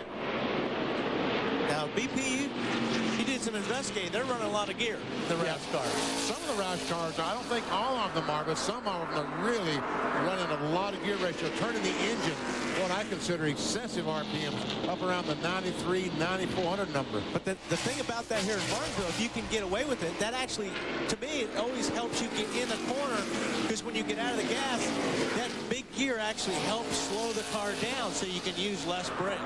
Matt Yoakum's got more on that for us. BP, I posed that very question to Jack Roush, the owner of the Roush Racing Armada here. He said, maybe. As I was told, 3 of his 4 race cars actually had a 650 gear, and also possibly one of his subsidiary teams that they also do engine work for also has a 650 gear. But other teams were looking at possibly running that 650, but instead went with a 633 because they felt like they needed to go a little more conservative here. Jeff Gordon wanted to try a 650 as well as John Andretti. In fact, Andretti tried it in the final practice session, but he was hitting the chip too early on the straightaway, so they went with the 633. They just felt like they could not be that aggressive here at Martinsville. And I can't believe that Jeff Gordon would even entertain the idea of trying to finish the race. Turn the engine that kind of RPMs, leading the NASCAR Winston Cup point standings. Kurt Busch looking on the inside of Mike Wallace for second spot, takes it away. Great run today for Kurt Busch. And let's just mention that chip that Matt mentioned is the rev limiter. It has a little computer chip in it that when the engine hits a certain RPM, just kind of cuts the ignition timing. And if you were to listen to a car coming down the straightaway here in Martinsville and he hit the chip, you'd hear the engine go brrr. Right, and all those chips have different numbers. You can put from 8,000 to 9,500. Whatever you put, whatever number chip that is, when it gets to that RPM, it basically shuts the engine down.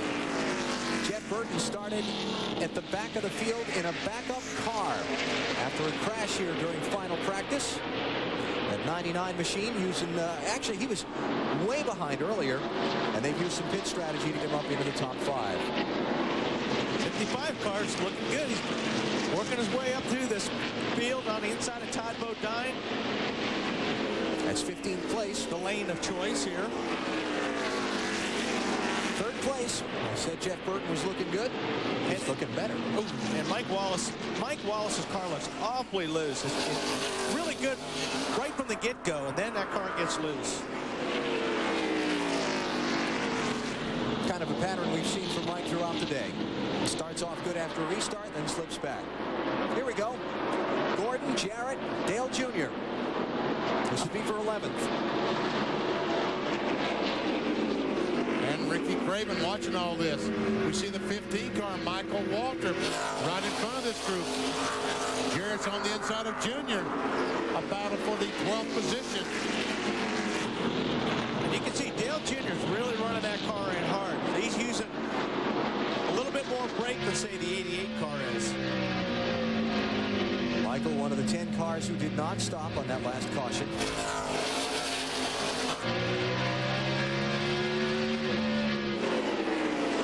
And while that Mark just pulled over to let his teammate Kurt Busch go by. I thought something had happened to the 6 car. So Kurt Busch goes out in front for the first time all race. 8th different driver to lead, and we're still just shy of halfway. One car, Kenny Wallace, just past his brother Mike. And what, Kenny Wallace giving this one car a very good ride today. In the 4th position now.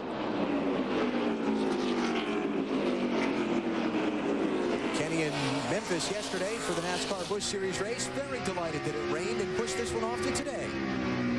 Let's go on board with Kenny Wallace and check out some telemetry maybe. See what kind of RPM that he might be turning or miles per hour. You see that miles per hour here is not a great deal. About 112 miles per hour, the maximum down the straightaway. But RPM at Martinsville is a big number. And watch how quickly that it goes up. Just boom, up, just shoots up to almost 8,800 RPMs, but down to less than 5,000 in the corners. I beg to differ. 112 mile an hour may not be a big deal for you, 200 mile an hour man, but for me, that's plenty fast, thank you. Well, having to turn left on this very, very tight racetrack, yes, it is. I actually saw 4,400 there, BP, the lowest he was. Wow. And you can hear that engine just screaming as it accelerates down the straightaway. And, you know, looking out the windshield of Kenny's car here, that yellow curbing on the left, it looks innocent enough, but it's a handful. But, boy, when you hit it, well, we saw earlier when Dave Marcus hit it, when you hit that curbing, it really upsets a car. It actually throws you up the racetrack.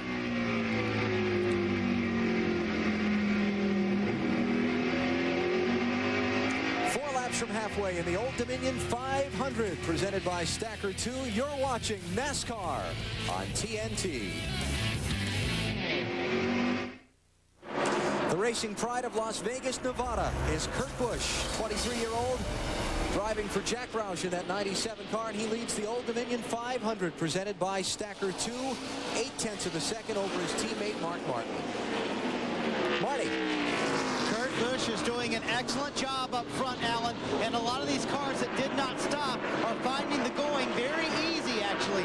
A lot of the reason that many of these guys did not stop is because their cars were very good before. Kurt Busch's car in happy hour on Saturday, very good on the long run, very good on all tires. Ben Leslie, as crew chief, decided to leave him out this time.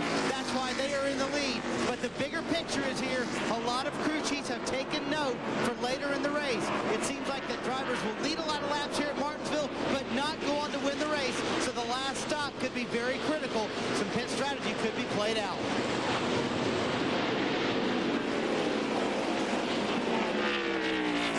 Kurt Busch's car looks awfully good. Takes the car down, keeps it right on that yellow line. Doesn't look too loose off the corner. He's still running a pretty good speed, a little over 89 mile per hour average. Dale Jr. is really fallen back. He was 12th on the restart a little bit ago. He's just fallen to 26th place. Dave, what's going on? Dropping very quickly, Alan. I just checked with Tony Uri, his crew chief, and asked him, is he running out that high line because he has to or because he keeps getting shuffled? And he said we put on the two right side tires, just took on 2, and that made the car unable to run on the bottom part of the racetrack. And he continues to go backwards. Wally, you said something a minute ago about the way his car was looking. He was going to be running out of brakes the way he was having to drive it. Well, it looked like he was running the car in real deep when he was racing those cars. And you can only do that for so long here before you get the brakes too hot, and you got to just back off and let them get cooled off. And you can see just how busy he gets inside, and he's losing another spot to Jimmy Spencer. Have you said something else, Dave? Yeah, Benny, one more thing on the 8. They just said they thought they might have a right rear shock going bad, so apparently something in the right rear not to Dale's liking. Okay. I just thinking after your comment there a minute ago, Wally, and him having trouble keeping the car down low, that maybe he was just having trouble getting it stopped going into the corners. And that will happen, Alan. If you can't get the car slowed down, you use the racetrack to slow you down, so that's why you got to kind of run that high line as well. So we'll see what happens. Oh, pretty squirrely off a 2 there. Yeah, he looked like he had a beehive inside with him as he was swatting him away with those hands on the steering wheel. Yeah, watch it. Car's going on the inside. As he tries to get to the corner there, and he's still losing position after position as Kevin LePage gets on the inside. Wow. Now, right here, when he gets to the center of the car, it almost looks like it wants to rotate. It just wants to swap ends on him. Right in the center of the corner. That was the 31st place he just lost, and he's going to lose 32nd to Buckshot. Jeff Gordon on the move. Remember, he was one of the drivers who did pit on that last caution. He's marching his way forward. That was 5th place he just took from Mike Wallace. Dave? Jeff reported it on the radio, Alan, that he was a little bit loose going into the corner. That is a condition he's been fighting all day. And I checked with his crew chief, Robbie Loomis, to see if when they put on the 2 tires the very first stop today, what that did to the car. Jeff had radioed in that did not help that condition whatsoever, although it did help it turn a little bit in the center of the corner. So if they get down to the last part of the race, they want to put on only 2. They know what it will do, and they know what it won't do for the car. Oh, Mike Wallace got very, very high, up in 3. He was going to lose that spot to Dale Jarrett, but he lost a lot of time. You're seeing Ricky Craven on the inside of Mike Wallace. Bill, what's he saying about his car? Well, Benny, he's not saying a whole lot. They have talked about adjustments they want to make when they come in on their next stop. But here's the thing. Remember, they made that air pressure adjustment on their last stop so they'd be better on a longer run? Well, he is hung with Gordon going all the way through the field here. So they want to make another air pressure adjustment when he comes in next time to make that even better. But right now, Ricky Craven, who is good early on the runs, starting to look better deeper in the run. Hey, Bill, how much have the weather conditions changed since the start of the race? It was pretty cool when we dropped the green a little after 11 Eastern time. How about now? It was definitely cool, Alan, but the breeze isn't nearly as stout as it was earlier today, especially down in this little bowl of Martinsville. And the sun has come out. It has really heated up not only the air temperature, but certainly the track temperature. Definitely warmer than when we went green shortly after 11 this morning. I don't know, Ben. This track it's not really that temperature sensitive, I don't think, because of the concrete. You've got the concrete in the corner. So I don't know if the temperature is really going to make that much difference, other than the cooler temperature definitely helps keep brakes on your car a little bit longer. Dale Jr.'s about to get put a lap down by Kurt Busch. So whatever's gone wrong in this segment of the race for Jr., it's getting costly in a big hurry. Busch and Mark Martin, left and right of your screen, lead the Old Dominion 500 in Martinsville, Virginia. They have just put Dale Earnhardt Jr. one lap down, and we're just past the midway point of the race. 273 of 500 are complete. Jeff Gordon is running in 4th position. Ricky Rudd, remember, had the balky transmission on the last pit stop, had to make the extra visit to pit road, and look how far back he is. He restarted 34th. He's moved up to 19th. A long way to go. As close as these cars are today, we can see that passing on the racetrack is very, very difficult. And you can see that Ricky Rudd, the 28 car, is a little more than 11 seconds behind Jeff Gordon. Just about a half a lap here at Martinsville. And Jeff Gordon moving up, just got 3rd spot away from Kenny Wallace. And we see that Kenny Wallace had gotten by the 99 car of Jeff Burton, and Dale Jarrett also going by Jeff Burton. Bobby Hamilton there in that 55 car has been strong all race, got mired back in traffic after some pit stop shuffling, but here he's picking his way toward the front. And Jarrett gets by the 1 car and moves into the 4th position. And here comes the 55, Hamilton. Oh, we got a spin. There's Junior. The problems have culminated. Oh, he got it. Hud Strickland getting a lap back from leader Kurt Busch. Good man, Hud. Well, we've been kind of chronicling Dale Earnhardt Jr.'s troubles. Oh, what? Come on, there you go. Come on. They all got all kinds of problems over there now.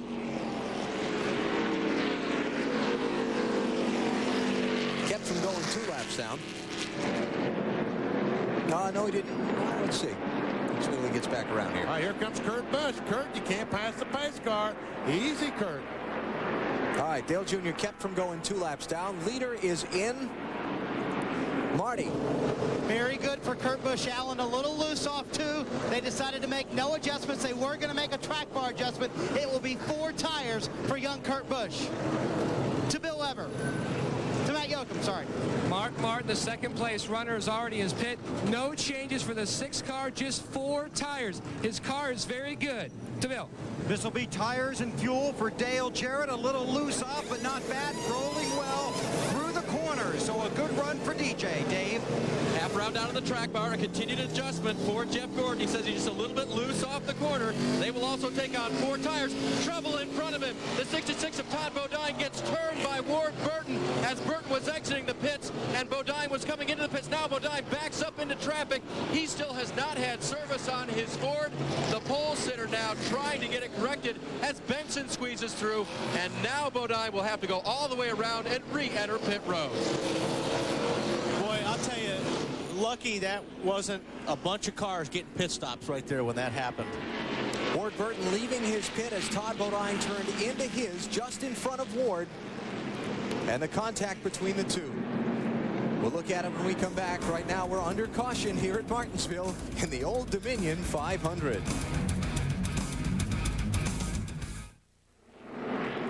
South Central Virginia's Martinsville Speedway hosts today of NASCAR on TNT. The Old Dominion 500 presented by Stacker 2, playing to a great crowd for a Monday matinee. It's unbelievable the folks that showed up today. Looks like almost everyone came back. 86,000 seats here, and I bet they've got about 3/4 of them all full. What some wild action we saw on pit road a minute ago. Let's start with the cause of the caution. No, we talked earlier. I thought Dale Jr. was having some trouble. Right in the center, it looked like his car was swapping ends. That's exactly what happened to him right there, right when he was getting back on the gas. And right in front of Jeff Gordon. Now, pit road.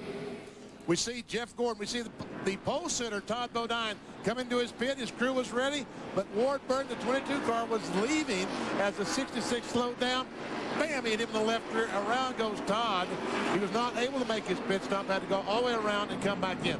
Rusty Wallace says, my goodness, what do I do now? Green flag is up. Ward Burton is the leader. Mark Martin is second. Dale Jarrett third. Jeff Gordon fourth. And Kurt Busch falls back to fifth on the stops. Spinning two. Dave Blaney. Looks like he might got a little help from behind. Caution flags out. Now we're starting to get into that Martinsville typical thing. He's got a lot more spoiler now than he did when he had a little while ago. Cautions breed cautions is a phrase the drivers like to use. Get that field all tightened up. Sometimes it gets a little rough. The NASCAR Old Dominion 500, presented by Stacker 2 from Martinsville, is brought to you by Budweiser, with the crisp, clean, refreshing taste you'll find in no other beer. This Bud's for you. By Walmart, always low prices, always. By Chrysler, experience our cars and find out why drive equals love. And by Stacker 2, the world's strongest fat burner. Burn fat, crush cravings, and supercharge your energy.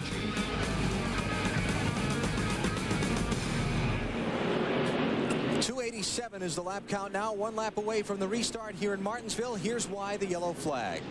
That 93 car goes in, and it just doesn't go, it looks like. Jeff Burton, the 99 car, was ready to go and got in the back of Mr. Blaney. Bobby Hamilton's car. Grab a gear and go. Shifted in third gear and away went. Matt, how much damage? Well, Benny, pretty much just cosmetic, but you could tell from the video that spoiler was way up in the air. Doug Randolph and the guys have beat that back down, so it looks somewhat close to how it looked when they started the green today, but he certainly had a lot of cosmetic damage. Dave? Matt, when Ward Burton came into the pits and took on 2 tires only, he beat everybody off pit road. In fact, he thought he was racing Todd Bodine off pit road. That was the miscommunication, and that's why Ward stood in the gas and didn't really take into account the 66 car slowing down. That's why he spun him around. They have waved off the restart to pick up another piece of debris on the track. They'll get 1 to go when they come back next time, so we're a lap and a half away from the green. That's hard to believe. A piece of debris on the racetrack at Martinsville? I can't get over that. They better bring out the blowers. This is the 9th caution flag already in the race here last September. 13 yellow flags for 88 laps. You see this run we were talking about earlier at the top of the show. This isn't bad. It usually gets a lot worse here. And maybe when it's hotter, it sticks more to the concrete, Benny, but usually you get a lot more of this on the racetrack. When you hit that, it's like hitting gravel. How about it, Marty? What do you got? Well, Wally, that's a great point, and a lot of drivers are actually complaining about the rubber buildup in the turns, and they're saying that they're searching for a different line. I didn't know there were very many lines here at Martinsville that you can take. Can you actually take a different line into the corners and help that out? Well, the only thing you can do is straddle it and not try to hit it with your right front tire and your right rear tire. So that's about the only thing you can do. Casey Atwood got a lap back coming to that last yellow. He's in 32nd place. Last one on the lead lap. Buckshot Jones is the first one a lap down, and Mark Martin gets a terrible restart of the 6. It looks like he was trying to weave and clean his tires about the same time to start, or someone got in the back of him. I'm not sure exactly what happened. Oh, there we go. Martin nosing up into Rich Bickle there, the lap car. Little wave from inside Bickle's machine, like, what's that all about? That's Bickle in 4.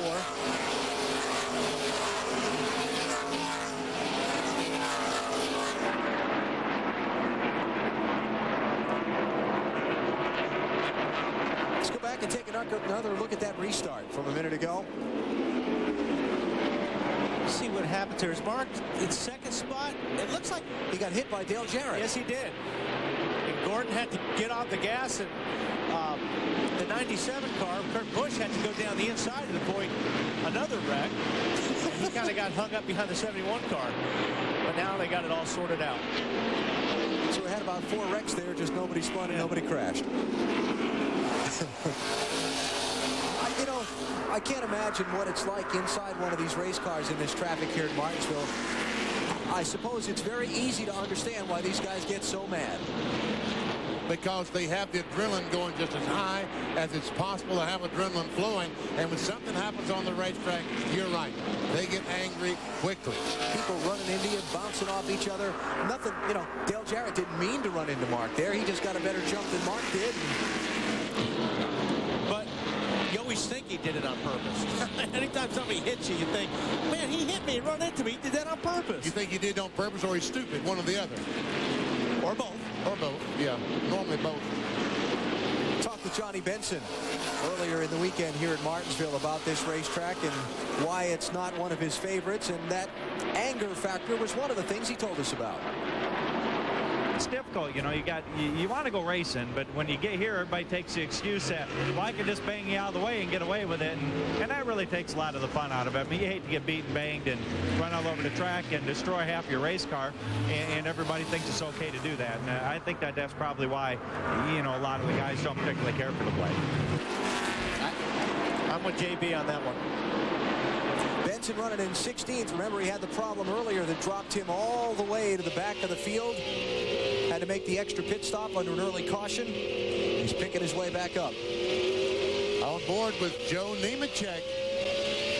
And let's see, where is Nemechek? Back in the 17th position as he tries to close in on Benson.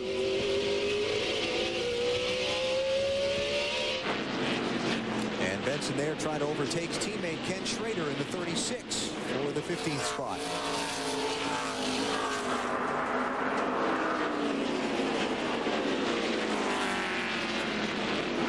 Wally lap 300. I got a sneaky feeling that Dale Jarrett and Jeff Gordon might have changed their left sides for the last time. That would be the strategy. Really? I mean, they stopped shy of 300. You think they'll just take 2 tires the rest of the way? Well, I don't know. It depends on what kind of wear they're getting to the left side. And you see Mark Martin, he sees that Dale Jarrett is much faster. He moves over, lets Jarrett go by. And people probably wonder, why is Mark doing that? Why would he do that? And the reason he does that is, if you run side by side here for that position lap after lap, all the cars behind you catch up to you real quick. This is 10th place we're looking at. Jeff Burton in the 99 is 10th. Ricky Rudd in the 28 and Bobby Hamilton in the 55 are chasing him.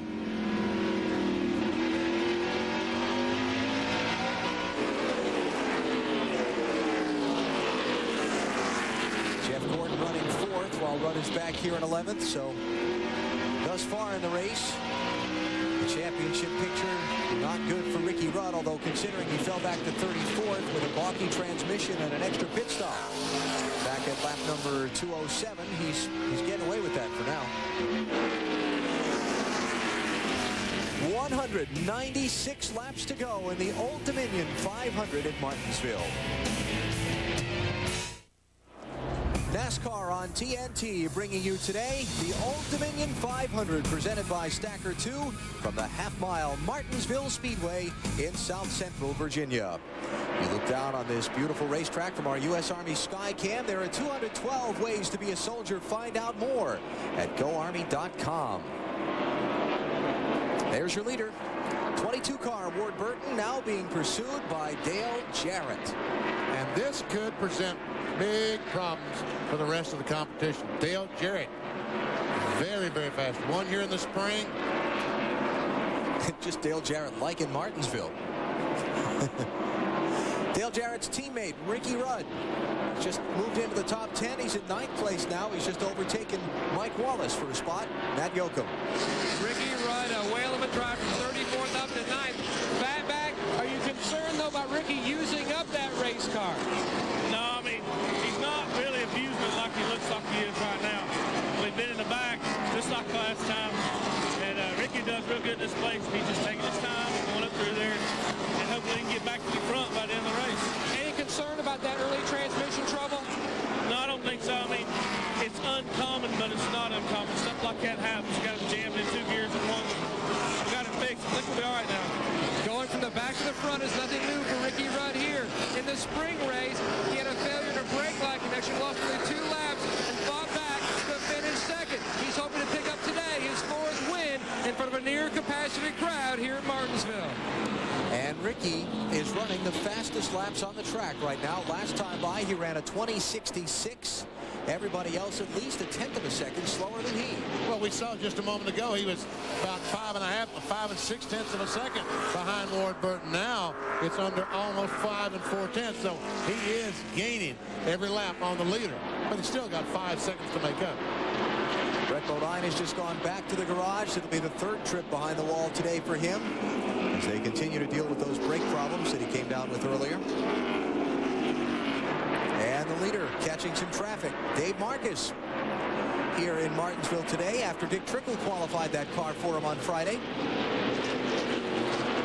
See the line? Let's go back to the 28 car and see how he's doing this time. Well, that time Bobby Hamilton back in 10th position ran the fastest lap. Look at that, over 91 miles per hour. The leader just over 89 miles per hour.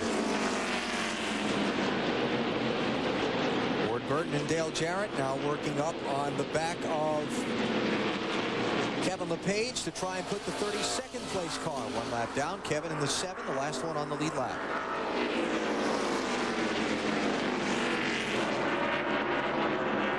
Jeff Gordon closing in on Mark Martin for 3rd place.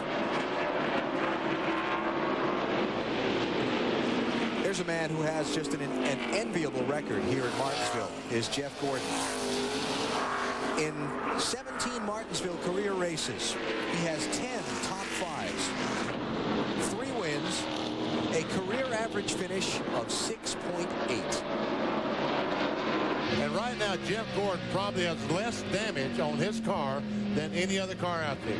Does he have a dent on it? Up front, putting Kevin LePage a lap down and dealing with that traffic has allowed Jarrett to close in even further. Remember that Ward only got 2 tires on his pit stop and Dale got 4, so now that we've run, what, 20 laps, 25 laps under the green, that may be getting to play itself out also. And like Benny said earlier, that you've got to set yourself up for the last pit stop. If you run a long way on and make a 2-tire change, you've got to take 4. You know Ward's got to take left sides between now and the end of the race. The 88 may not. Here he comes, and there's trouble ahead of him. Car in the wall off turn 2. Look out, that's Rich Bickle, and they squeeze by. No caution. And the race for the lead continues. And they're still side by side. Here they come off the corner. And Ward Burton leads that lap. He probably won't lead the next lap. Everything's clear over here. Nice and smooth with him. Nice and smooth with him. We're in good shape, buddy. Rock and roll with him. It'll be the first time today that Dale Jarrett has led the Old Dominion 500. One of 10 different drivers who've traded the lead in this one. 175 laps to go. Trouble for Matt Kenseth as we come back to Martinsville right in front of the leader, Dale Jarrett. No caution. And Jarrett had to back off for all that smoke, which allowed Jeff Gordon to close in almost half the distance that Jarrett had on him. Kenseth lost a lap in that spin. He's back in 30th place. Let's take you back through the field some. Updates from pit road on how the top drivers are running. We start with Bill Weber. Well, Alan, 6 times a year, Dale Jarrett used to get the question, when are you going to win a short track race? When are you going to win a short track race? And after he broke through, he is now a threat at almost every short track event. Now, the way his car looks today, he might consider bringing the truck next time, but he's had a good run here, continues to work with Todd Parrott and rolling that car through the turns. The nose damage not a factor at this point. Dale Jarrett looking for a sweep at Martinsville, Dave. And Bill, it appears that Ward Burton may have lost the lead to Jarrett for the spinning car of Rich Bickle. May have backed off just the slightest amount, which allowed Jarrett to get a good run on him. He's hoping to be the next Dodge to win here. Dodge has 9 total wins here, the last one being from Dave Marcus in 1975. Meanwhile, Jeff Gordon closing now on Burton. The track bar adjustment and 4 tires that they gave to Gordon the last time fixed that loose in condition, according to crew chief Robbie Loomis. Let's go to Marty. Well, Dave, 23-year-old Kurt Busch is doing an outstanding job today. You know, in his last 7 races, he has only 1 top 10. That was 9th at Kansas. Currently, he is 4th. And in that 7-race period, he's fallen back to 26 in the points. These guys really want a top 10 today. Only thing on the radio Kurt said is that the car feels very good right now. Ben Leslie, as crew chief, says, be smooth. To Bill Weber. The longer this race goes, the better Ricky Craven seems to get deeper in the run, and that has been their focus since the green flag. We talked about it. Solid for the first 20 laps, then the car seemed to fall off after that. They've worked with air pressure throughout the afternoon to try and make the car better later in the race. They will make another air pressure adjustment next time, continuing to chase that goal. Ricky Craven currently 5th. Matt? Mark Martin is trying to break a 55-race winless streak. The last time he drove the victory lane was right here at Martinsville in the spring. He has not shown his hand all day, taking it easy on his equipment, saving his equipment. That's why he let the 97 car go and take the lead earlier in the race. Mark reporting in, his car is not as good on this set of tires. It's starting to get loose. To Marty. On Monday afternoon, Benny Parsons said Kenny Wallace might be a sleeper to pick for this race, and so far, so good for Kenny. He said it's the best it's been all day. The car very good. He runs in 7th. His best since filling in for Steve Park is a 17th at Kansas. They are very happy right now. To Matt Yoakum. Over the past few laps, the 28 driver, Ricky Rudd, has not said anything on the radio. He just moved into 7th on the racetrack. He's hunkered up on top of that wheel, knocking down cars, but he is looking ahead, managing his race. He told his crew chief, Fatback Michael McSwain, I think possibly if we have to pit with 100 laps to go, we will not take any tires. I think I figured out what this car can do without fresh tires. To Marty. Well, Matt, a little while ago, the guy you just talked about, Ricky Rudd, passed Bobby Labonte on the racetrack. Jimmy Makar, his crew chief, radioed to him, said if he can keep up with Rudd, you're doing good because Rudd is the best car on the track.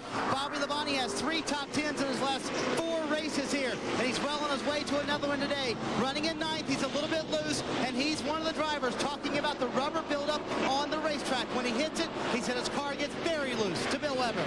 Bobby Hamilton has had a solid day on the track, but not that good in the pits. In fact, his last pit stop was a little over 18 seconds. Plus, twice on pit road, he's been hit by different cars. But on the racetrack, he has been patient. He's been able to make up the ground he's lost in the pits. This race has over 150 laps to go, and Bobby Hamilton is well aware of that. The crew has really focused on their next pit stop. It should be a dent, Marty. Bill, John Andretti has done a superb job today. Remember, they were involved in the first caution. They had a little bit of damage. They have fixed that damage, obviously, and today they have made no adjustments to the race car. They have not had a top 10 since Bristol in March. These guys desperately need a good run today. Jeff Burton, right behind in 12th, has done very good as well. He also was involved in that first caution of the day. They have fixed the damage. They have made very few changes to his car as well. He has 6 straight top 10s here. He needs to do a little bit of work to get back into the top 10. He is currently running 12th with his car a little bit tight. To Matt Yoakum. A phrase uttered many times. A Wallace is running well at Martinsville. This time it's not Rusty, it's Mike Wallace. Currently, he's in the 13th position. For the first time today, he's actually reporting his car is tight. On his last stop, they made a track bar and wedge adjustment, but they have over-adjusted. They know now what they're going to do on their next stop to get that car where it needs to be. To Marty Snyder. Well, the biggest problem for Sterling Marlin is that his car slides the nose when it goes into the corner. They have yet to be able to fix that problem today. He led the most laps at Charlotte last week and was very fast, obviously winning the race. But Martinsville, he's a little bit of a sleeper. Here in the spring, he started 31st and finished 5th. Today, he is 26th and running up in the top 15. Sterling in 14th, just ahead of Ken Schrader, who runs in the 15th spot. Schrader started in 20th. Steady but not spectacular. And we see Joe Nemechek, the 33 car, right behind Kenny Schrader. Nemechek in 16th. And keeping an eye on Joe's brakes with our suspension cam all day, but so far he's running strongly. Kevin Harvick, back from Memphis yesterday, started in the back of the field because Rick Mast qualified this car. And old Happy's up into 17th.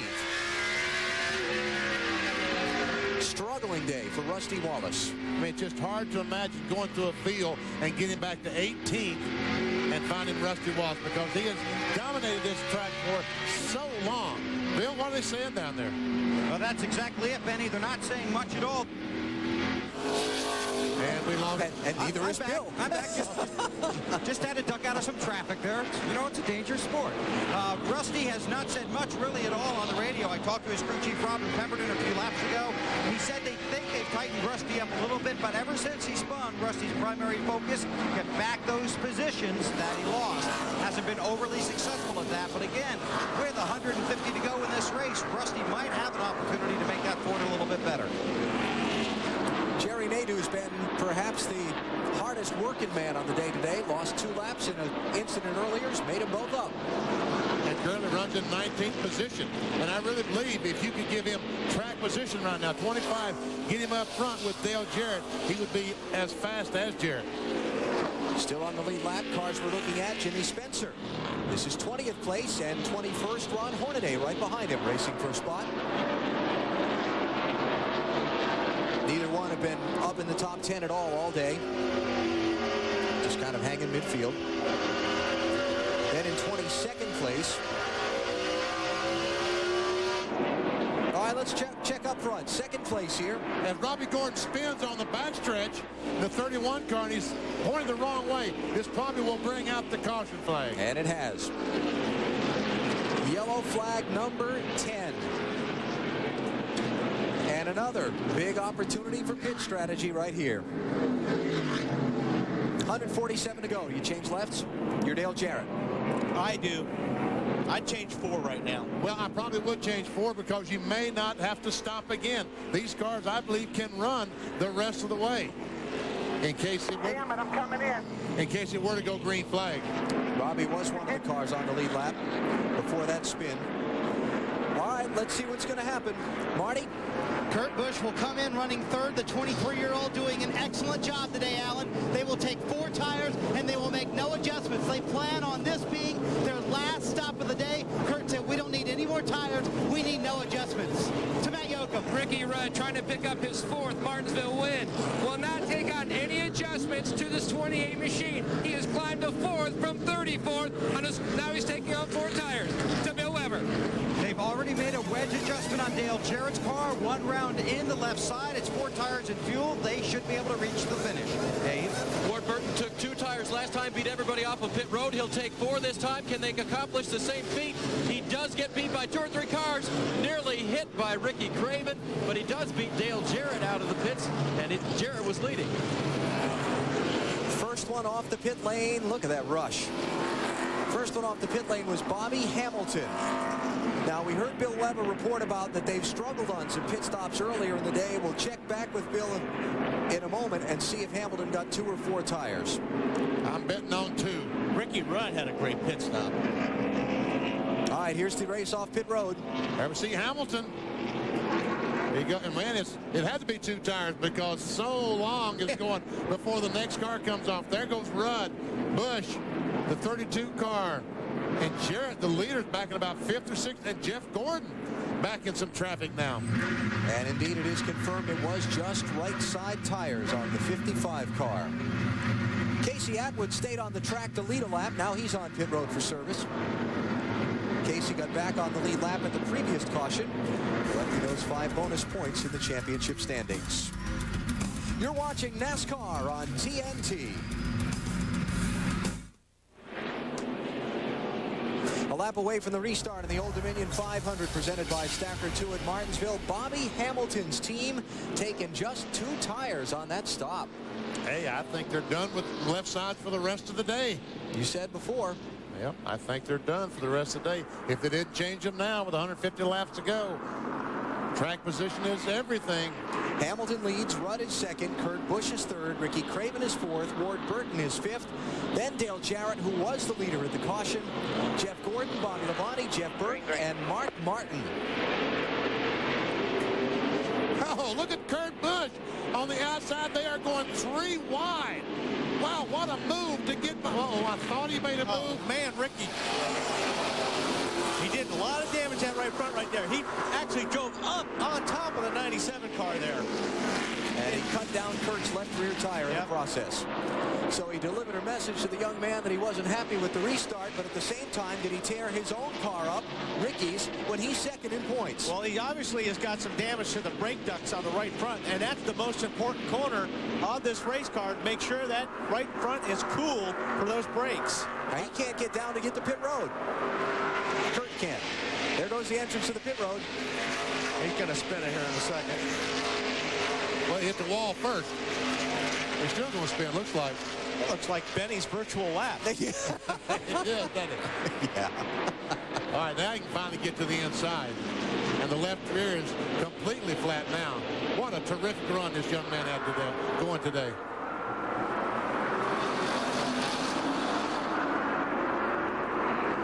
Still riding that thing hard. Boy. Yep, the tire's gone now. Just the rim is left. Who knows what kind of damage to the suspension there. Marty? Well, and what a devastating break for these guys, Alan. They obviously looked like they had a top 10 in the bag. Ben Leslie, the crew chief, doing a very good job of keeping Kurt calm on the radio. Little left rear fender damage, but not too bad. And Kurt was very, very upset with what happened on the racetrack.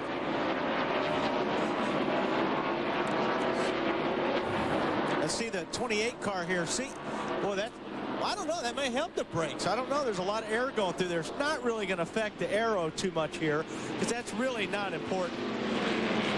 Well, let's see that restart one more time. You see Ricky Rudd in second spot. And when they threw the green flag, Busch jumped to the outside.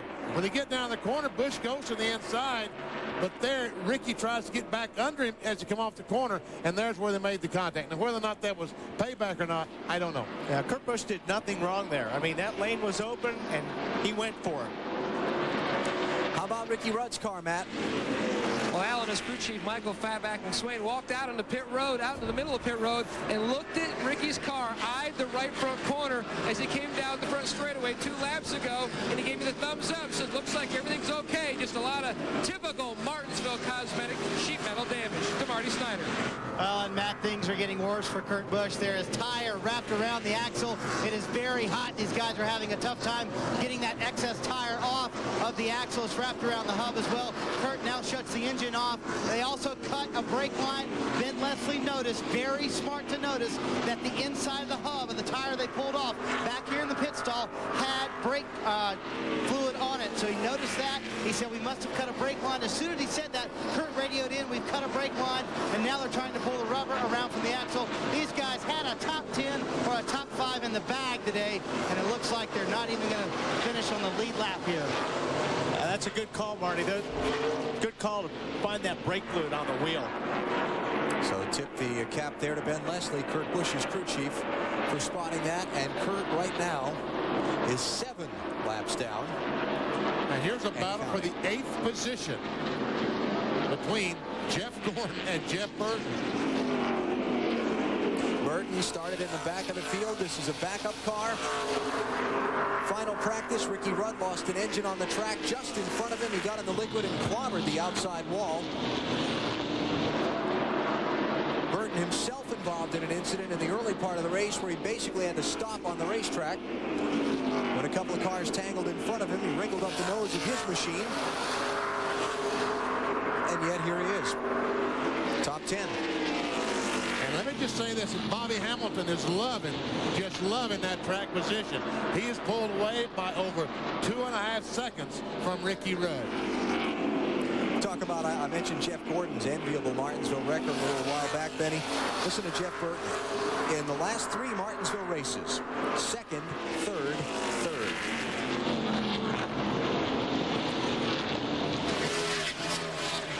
Hey, you think this racing in Martinsville is tough on the race cars? I know it is. Look what it does to our equipment. Watch this. Oh, my goodness. Crash. Look at that hunk of rubber. That was our camera. Yep. Wow. Here goes Burton, 8th place. And that's something Ricky Rudd's loving to see. Yes, he is. That's another chunk of points between himself and Gordon on the day. Rudd running in 2nd, Gordon now back to 9th. .124 laps to go. Bobby Hamilton is your leader in the Old Dominion 500 at Martinsville. More trouble for Dale Jr. as we come back to Martinsville. This is not be a day that will go down in infamy for Dale. Well, it might be. It'll go down in infamy. Yes, yeah. it will. Might be one of the worst days we've ever had. And Bobby Hamilton Jr. had a over 2.5 second lead that now it goes down to zilch, 0. Caution flag number 11 in the Old Dominion 500. Must be Buckshot must have been involved in that, because we see the left front fender smoking on Buckshot's car. So if you're Jeff Gordon and you've been kind of not keeping pace here in this last segment, do you pit here? Well, I don't 120, 118 laps to go. His pit road is open, and no one has chosen to pit. Not even. John Andretti. 12th place car. Andretti. I think the guys towards the back will probably come in. They got nothing to lose. There's Andretti. Johnny Benson is also in. Terry Labonte. Stacy Compton will come in. Kevin Harvick will come in. Marty? Andretti's going to come in, Alan. I think they're running 11th, and they're going to make no adjustments on this stop. They have not made an adjustment on this car all day long. It has been very good. They're hoping the tires will help them gain some track position. Today, Burns. And Johnny Benson keeps complaining about grip on his car. He was really, really loose last time. They've improved it just a little bit. They're going to go ahead and put 4 tires on the car, make an air pressure adjustment, and try to give him a little bit more grip coming off the corners on this tight half mile. Pretty good stop, 14.5 seconds. And so just cars who are at the back half of the lead lap group coming in on the caution flag. What happened to bring out the yellow? Well, Junior might have got tapped by the 22. Hard to say. And there we see the 44 get in the right rear of the 18 car. So Bobby Labonte has some damage to the rear of his car. Dale Jr. back in 32nd place, and he is now 3 laps down to the race leader.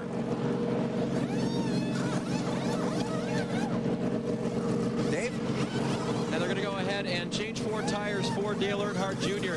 They maintained the ability to get fuel in that car, which was one of their main concerns, and you can see they're just taking a little bit more time to work on some body damage there. Not critical here, but then again, you don't want stuff hanging so far off that NASCAR puts the black flag out on you. Was it this race last year where Dale Jr. went out there and he was just all over the place? He hit everything but the pace car that day, to the point that his father radioed into Richard Childress from his car and made a comment and said, "Richard, what is that boy doing?" And he came back here in the spring and had a much better day, finishing in the 11th spot. Not going to be that way today after qualifying 2nd fastest for this race. And look at the damage to Bobby Labonte, Marty. And Alan, the damage on Bobby Labonte's car is not too bad. Actually, Butch Hilton is the chief mechanic on this car. Their pit stall is right in front of the new walk-through tunnel. So they took advantage of that. They could not see from the top. His spotter, Eddie Massencup, could not see the damage on the car, and if it was rubbing on the tire. So Butch went through the walk-through tunnel, ran underneath the track to the other side of the track, got up in the stands, and looked at the damage, said it was fine, it's not rubbing on the tire, so they decided to leave him out on the racetrack. I don't know. Right, see that fender, though? Right there, it's got a big hole in the front. And when he's going down the straightaways at about 120 mile an hour, there's going to be air going in that big hole. So it'll be interesting to see if it doesn't. Ready to go. Pace cars off. Bobby Hamilton leads. Bobby Labonte is in 6th place.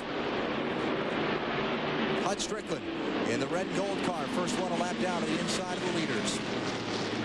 Hud's back in 28th place.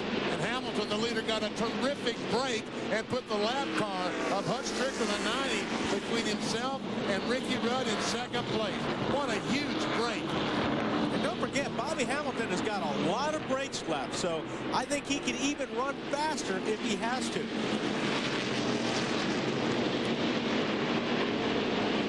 More on on the leader from Bill Weber. Well, Alan, Bobby Hamilton got the lead through pit strategy and a good pit stop. A two-tire stop last time they were on pit road. Now, Jason Sheets is one of the unsung heroes in NASCAR Winston Cup racing. One of those linemen you only talk about when they do something wrong. But today, he did something great. He changes the rear tires on the 55 car. His air hose to his air gun was leaking on the previous stop. It took them over 18 seconds. Jason found the leak, went to change the hose, then noticed that the trigger on the gun was bent. He was working on that when the representative from Ingersoll Rand that makes the gun just happened to be going by the rear of their pits.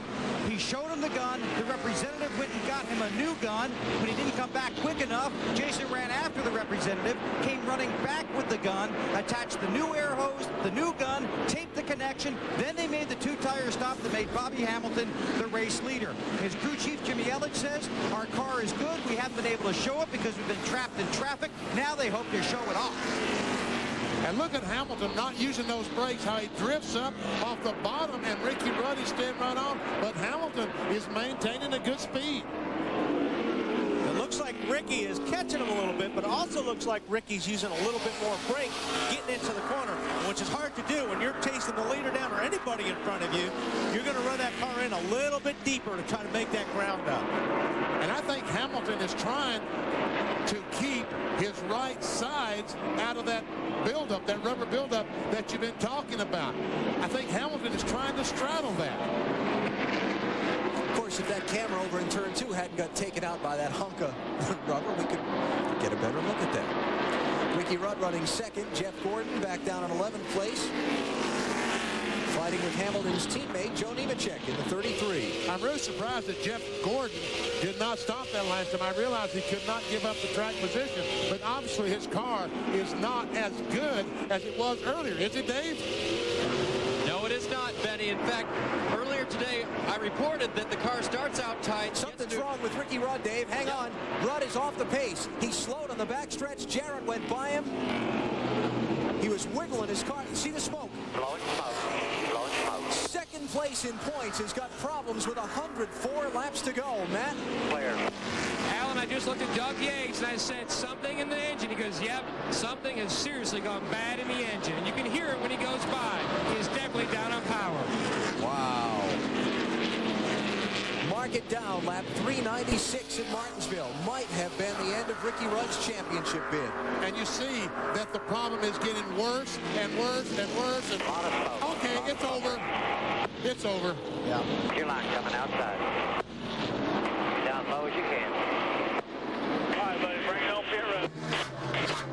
Black flag for Rudd. That's okay. He won't be able to get there. No caution, though. We stay under the green. Oh, it's going to be sweet here. Play as low as you can. Oh, he's going to be heartbroken. 4 more. He just goes straight to the garage area because he realizes that it's over. Well, if there's one person happy to see that, it was Bobby Hamilton. And another guy, Jeff Gordon. Jeff Gordon, I was thinking. And there's Gordon, who moves up to 10th with Rudd's demise. 10th in the running order of the race. Ricky Rudd out. Tony Stewart, third in points, out of the race, back at lap 123, also with a problem under the hood. We were getting an update on Jeff Gordon from Dave Burns. Let's go back to Dave.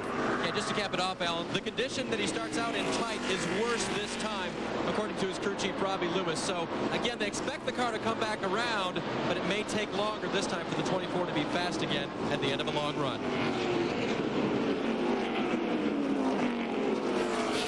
But, big picture, it's going to be a good day.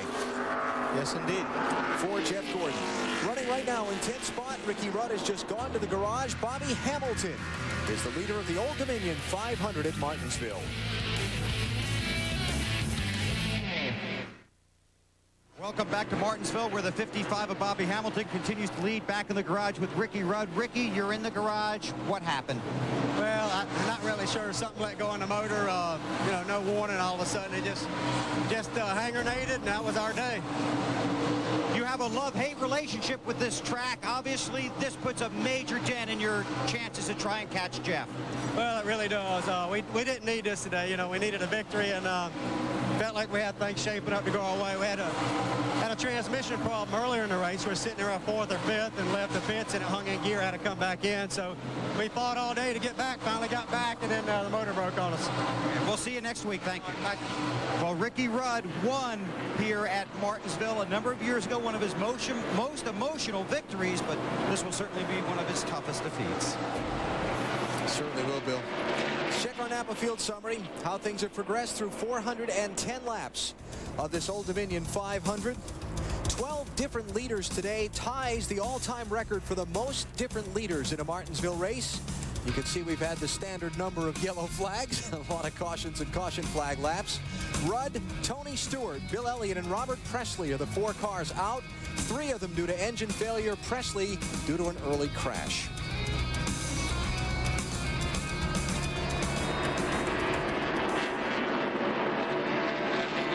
And for Bobby Hamilton, as you look at the drivers who are out of the race, for Bobby Hamilton, it's all going his way right now. He's half a second up on Dale Jarrett.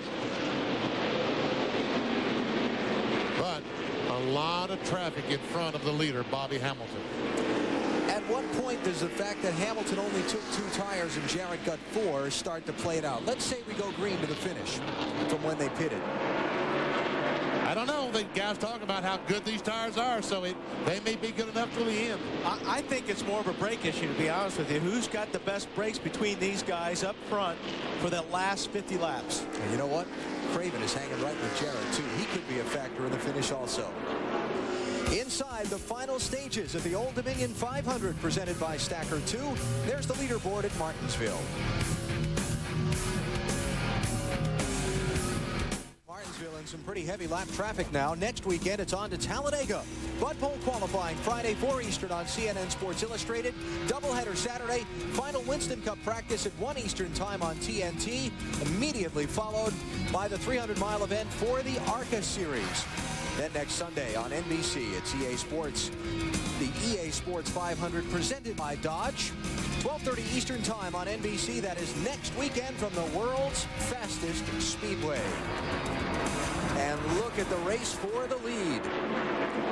I would say Bobby Hamilton's spotter's awfully busy right now on top of that roof, trying to get these slower guys or the cars that are a lap down in front of them to give way so they can get through clean. Because if he makes one wrong lane change, or if he gets caught up behind a slower car, that 88 car is going to be right next to him. I think we're starting to see the extra 2 tires pay off for Jarrett here.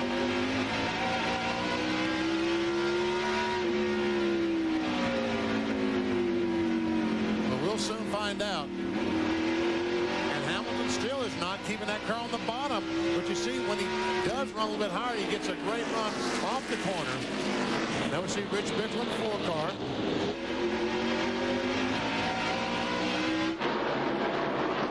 Battle for the 8th position.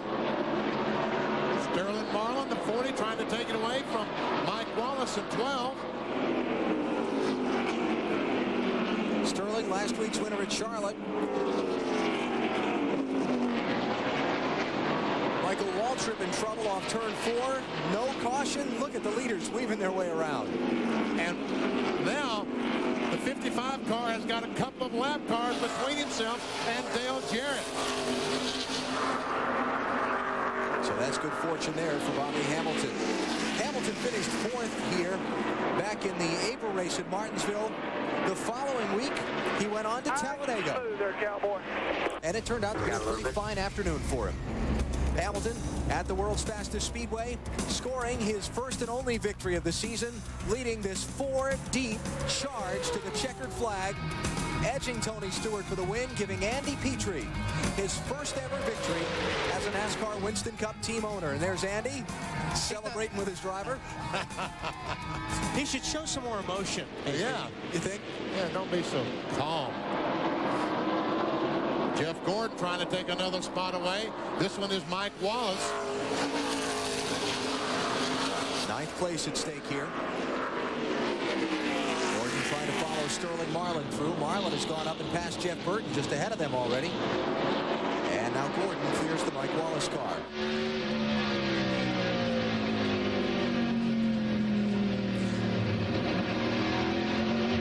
Bobby Hamilton, the race leader, has had only one top 10 finish in the 20 races since his Talladega win. Looking for victory today. The NASCAR Winston Cup circuit, Martinsville Speedway in Virginia, now holding better than 86,000 at capacity and about three-quarter full on this Monday.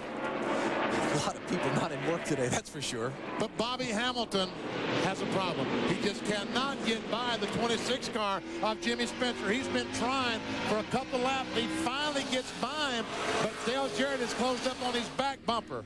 Spencer, the 25th place car, was trying to stay on the lead lap. Now Spencer runs the 88 like he did Bobby Hamilton. Bobby will get that lead back. Right to that 88 like he did us. Thank you very much. Whoa, look at that.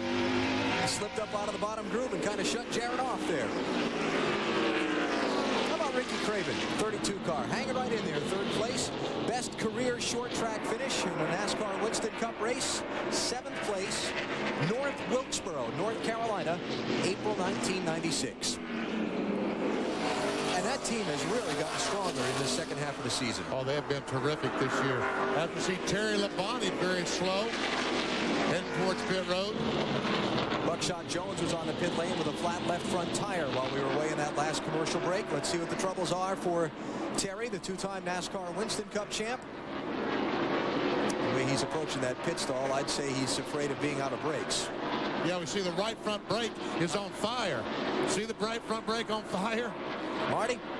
Yeah, you guys hit that one. It is a brake problem for Terry Labonte, and that's sort of unusual for Terry. He's one of the ones that takes care of the brakes, especially here at Martinsville. Very well known for that, for being gentle on the equipment, and it is a brake problem for Terry Labonte. Folks, it's unbelievable just how warm these brakes are and how easy that Bobby Hamilton, our leader, is on brakes. As a matter of fact, knowing that, we put a camera on his brake, and here we are, and the rotor, they're redder than they were early in the race because he's now leading, trying to get away from Dale Jarrett, but still, down the backstretch, these rotors almost cool down to nothing. I can't believe how good those rotors look. They really look good. See, it's hard to see in the shot, but right here, you want to do it? This right here, that's where the hoses blow into that, and it blows into the back side of the rotor, and it's actually pushing air through the rotor and onto the caliper to try to keep it cool. And those pieces are real important, how close the tolerances are on that, to where you can fit it right against that to make that cool. All right, now let's go on board with Joe Nemechek, his teammate, and we'll see. There's Nemechek going to corner. Now, this is what you would expect. And I don't think that this rotor will go back to its natural color down the straightaway. See, it stays much redder than does Hamilton's. Is that smoke or just the change in light that I see drifting across there? Yeah, it looks like the change of light. The change of light. Yeah. Now, this is what most everyone's brakes will look like, and the rotors will look like, except Bobby Hamilton's. And it's a great comparison because they're two team cars. You know, they've got the same basic stuff on them, cooling and type of equipment. Oh, and then we see the 33 go around. Oh, and he runs in the wall. Jerry Nadeau and Kenny Wallace, the other two cars involved. The leader. Right behind you there. Dig hard at Bobby. And they've all lost a lap. Oh, man. Well, that was a different look at it, wasn't it? Yeah. We were along for the ride, literally, on that one. And Nadeau has a left front tire that's flat. Kenny Wallace has got the nose all pushed in on his. Go down clear, low. Just be careful. Just get on around. Now, what's going to happen to these leaders? Are they going to pit? Is Hamilton going to pit, or is he done pitting? 54 laps to go. And the leaders will open pit road this time down the backstretch. What's it going to be? I'm not coming, Benny. You're not coming? I'm not coming in. Oh, here he comes. Is he? Is this Yes, he is. Here he's coming. A lot of guys won't. Leaders are in. Let's see who the first one is that stays out. So far, everybody on the lead lap is coming in. Marty. Labonte will come down pit road. Of course, leader Bobby Hamilton also pitting. Labonte has gotten very, very loose on this run, Alan. They will go down one round on the track bar, and they put that in right now to Matt Yoakum. And Mark Martin, they are talking about either 2 or 4 tire change. They are going to take 1 round of bite out. Mark Martin says his car was just tight and getting progressively tighter. And yes, they do take on 4 to Bill Weber. Bobby Hamilton's already gone. It was 2 right side tires only. 2 right side tires. Those lefts have a lot of laps on them. Boy, do they ever, Bill. What a gamble that Jimmy Elledge and Bobby Hamilton, what a gamble they're making today. Hamilton gets rights. Ricky Craven gets rights. Ward Burton, Bobby Labonte, and Jeff Gordon are the rest of the top 5 off the pit lane.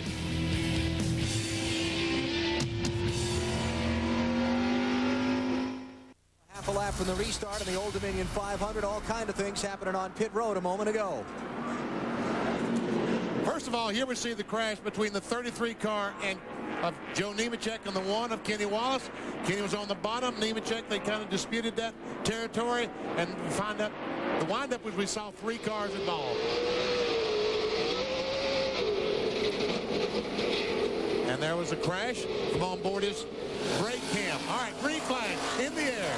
Johnny Benson, Kevin Harvick, and Matt Kenseth did not pit. Benson restarted the leader. Harvick has quickly jumped to his inside to try and take it away. Dave Burns. And the 10 car of Johnny Benson, I just checked with James Vincent's crew chief, as now Benson tries to get down to the low side and follow Harvick. He does so. It said that Benson was saving his tires on that last run. That's why they felt they could stay out and now race for the win. He's lost the lead. 26 car of Jimmy Spencer is not on the lead lap. Spencer's the first one a lap down in 20th place. This is the race for second. Matt Kenseth in the 17 to the outside of Benson.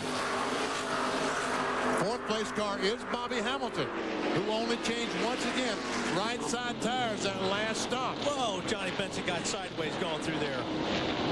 He's driving it hard. Oh, camera problems again.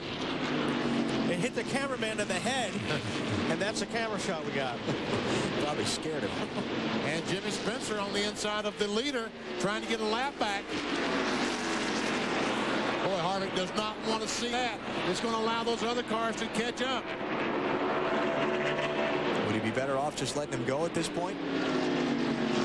I would. He probably would. Here comes the 32 car, Ricky Craven, who's been very, very good all day long. Now Bobby Hamilton's going to try to drive to the outside. And see Harvick stomped on the brakes going into turn 3. Let Spencer get in front of him. Benson retakes second from Kenseth. Hamilton working Kenseth for third.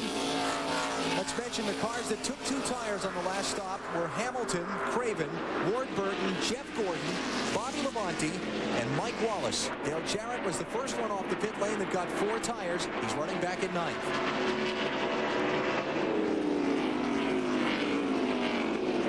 Just kind of feel the intensity level of this one ratcheting up a little bit farther.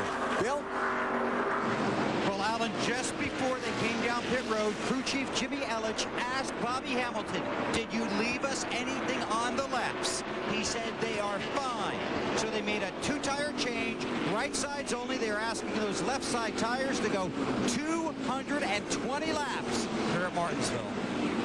Matt Kenseth was 4th. Right to the truck. We'll never get a change this time here. Sound like a gear is gone in the back of the car. We see some smoke on the back. And they said take it to the truck because they can't change it in the 40 laps remaining. Jeff Gordon and Dale Jarrett tangling on the track a minute ago. Oh, a little bit of a bump there. Jarrett goes on the inside, takes the spot away. Did he? Yes, he did. A couple of spots. He lost a spot to the 12 car as well. Dave Burns. And Jeff Gordon doesn't get angry on the track very often, or at least he doesn't express it. But he piped up on the radio and he said, oh, wait till I get to that 88. Maybe he can't ever get there, though, Alan. He's falling back. We've got a great battle going on for the second spot. Hamilton on the inside of Johnny Benson, and Ricky Craven is right there watching this.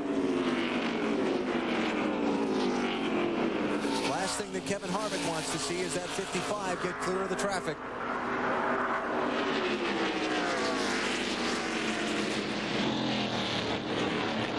Ricky Craven going to try and follow Hamilton through underneath Benson, Bill. And remember, as you pointed out, Alan, just 2 tires for the 32. And keep in mind, from the very start of this race, Ricky Craven very good on the short runs. He might pose the biggest threat to the 55 here in the closing laps. He's hanging right with him. Ward Burton tried to get underneath Johnny Benson. I don't think Johnny Benson's got much left on her rear tires by the looks of it. But he's driving the wheels off and trying to keep it up there. Dave? Benson just radioed in. I've got no grip, no side bite. It won't run. Dale Jarrett coming through. Remember, he's the first one with 4 tires. And that might be an advantage if he can get there. 35 laps remaining. Does he have enough time to catch Ricky Craven and Bobby Hamilton? Matt Kenseth went out of the race a minute ago. Matt? Now, they've already pulled the car back into the garage area on the lift. He is done for the day. A broken rear end gear. And speculation has been, and we talked before the race, about when you go to a little more aggressive gear like a 650, this is one of the things that can happen. And speculation is they are one of the Roush teams that possibly is running a 650 today. Kenseth out, joining Ricky Rudd, Tony Stewart, Bill Elliott, and Robert Presley as those who will not finish, to this point, the Old Dominion 500. All right, Jarrett takes that spot away. Here we are. This is for the lead. 29, Kevin Harvick, the Goodrich car in front. 55, Square D second, and the Tide Rod in third. Marty, what are they saying about Kevin Harvick? Well, Harvick's car has been tight, Vinny, and they really had nothing to lose. They've had about a 15th place car today, so Kevin Hamlin decided to leave him out. He knew that Bobby Hamilton would catch him. They're just hoping for a top 10. If they get the top 10, it will still be a good move by Kevin Hamlin and his crew. Meanwhile, Ricky Craven trying to look on the outside. He is faster right now than Bobby Hamilton, I do believe. But behind them, here comes a guy with 4 fresh tires, Dale Jarrett. It's tension time at Martinsville. Down to the final 30 circuits. Can Kevin Harvick fend off Bobby Hamilton and score a victory? Boy, have we got some replays to show you. We're under caution for the 13th time, and Ricky Craven is the new leader of the Old Dominion 500. Here we go. This is turns 1 and 2. Hamilton gets in the back of the 29 car, gets him a little bit loose. He gets on the inside, and here comes Craven. They're 3 wide going in the corner. They go in the corner, side by side. The 29 car goes up and repays the blow from down in turn 1. Around goes Bobby Hamilton. But the 29 is going to probably wind up paying for those actions. Another look at it.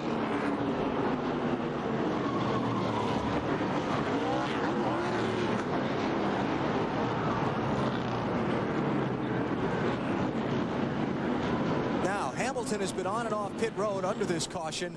Kevin Harvick is being held for a 1-lap penalty for rough driving. Marty? And Kevin is being held now for the penalty. He's very upset on the radio. He said Bobby Hamilton hit him first. He said on the radio, turnabout is fair play. I should have the right to be able to hit him back. Unfortunately, Hamilton is the one who got spun out. And Richard Childress talking to his driver on the radio right now. Richard, what did Kevin say about the penalty? I mean, I can't say it on TV. All right, obviously the team is very upset right now. Kevin was very adamant on the radio. He said he felt like he should not be penalized, and that what happened was Bobby Hamilton hit him first. He was simply repaying the favor. What about it, guys? Well, okay, but Bobby Hamilton didn't spin you out. And you wound up spinning it, him completely out. I mean, I agree with Kevin that, okay, you should have got back into him, but you wound up taking the guy out of the second position. BP? Again, let's go on board with the 29 car of Kevin Harvick. You ever see Bobby Hamilton going up? And now let's go on board with the 55 car. And there we see the bump. I don't know. I don't like the call. I like the call. I think that Kevin Harvick was off the gas when Bobby Hamilton got back on the gas. I think Hamilton was going forward and the 29 car was not working as well. I think that Hamilton, both of them, were off the gas when the 29 ran the back of him. I agree with you, Benny. I think that was the right call. The first one looked to me like a racing incident, and the second one looked to me like payback. Bobby Hamilton well back in the field now. He's got a lot of ground to make up if he's going to have a good finish.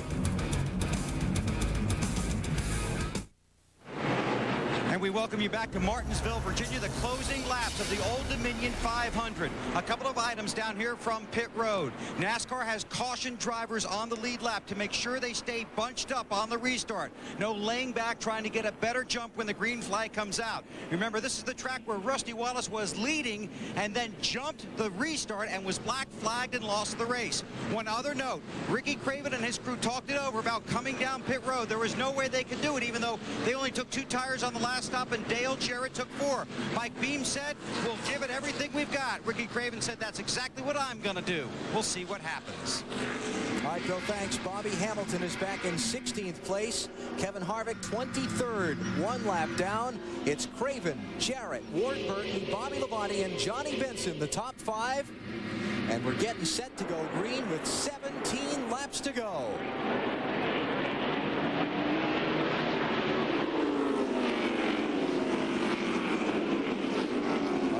Trip in the 15 is the lap car. Leaders clear him.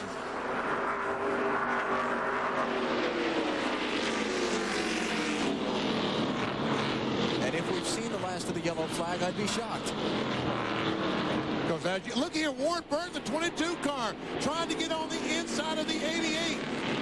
And the 88 goes up the hill. Here comes Ward. Can't quite get there, though. And Craven's loving it. Got him a couple of car lengths of a gap on Dale Jarrett. Oh, Ward is trying. He tried to turn that wheel left and jump on the throttle. And all you saw was the back end flying on that cat car.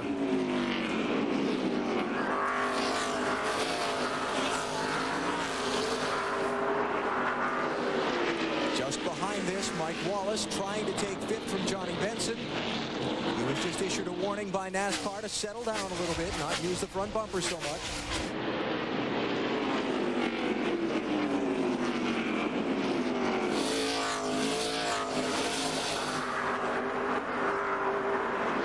Jarrett's worrying more about second than he is winning the race right now. Craven has gotten away. Jarrett, somehow something has happened to his car on this caution flag. He was much stronger before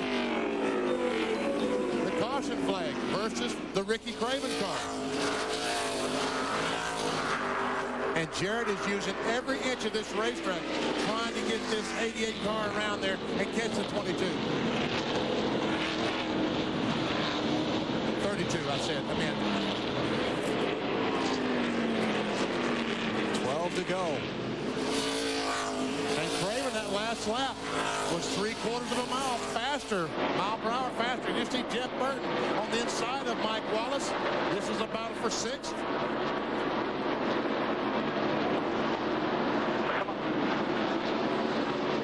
Burton, remember, started last in a backup car.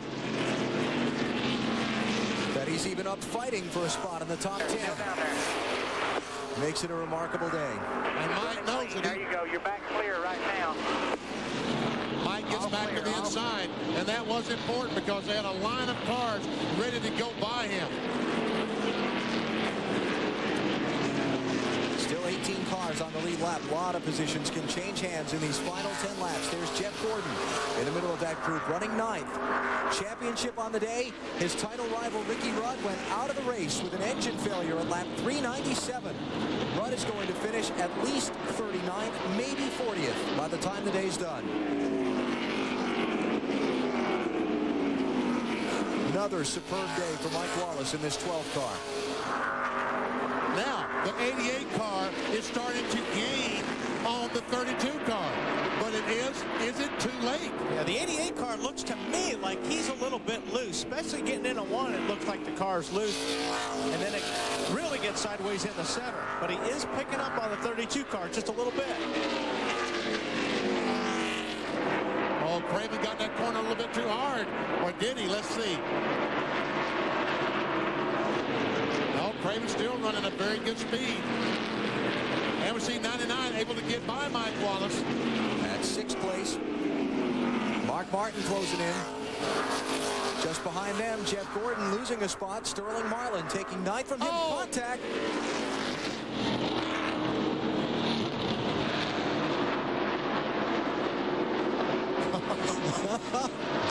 Oh, Mark is up on the wheel right now. He is. He's going somewhere now, trying to. And Mike Wallace doing what he can to defend. Wallace in 7th, Martin in 8th. Traffic stacking up behind him. All right, Mark is there now. Yeah, and Mike's car is just, like I said earlier, his car is really, really loose. He's having a hard time keeping it down the bottom of the racetrack.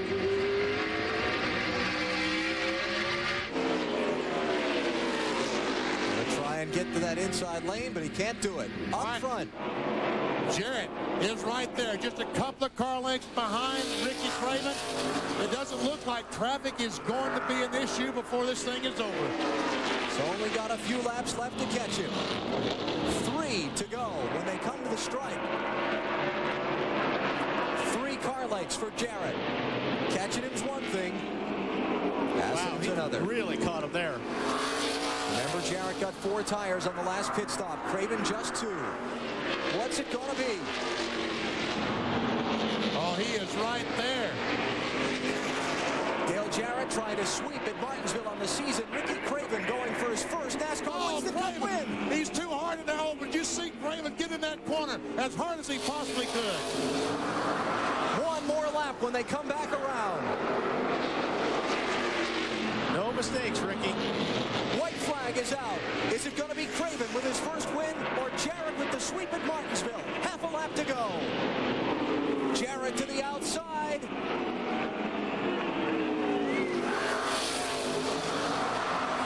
Wow. Bumping, banging into the final corners. No traffic ahead. Craven rides Jarrett up the racetrack. Here they come off the turn. Ricky Craven is a NASCAR and Winston Cup winner. What a finish in Martinsville.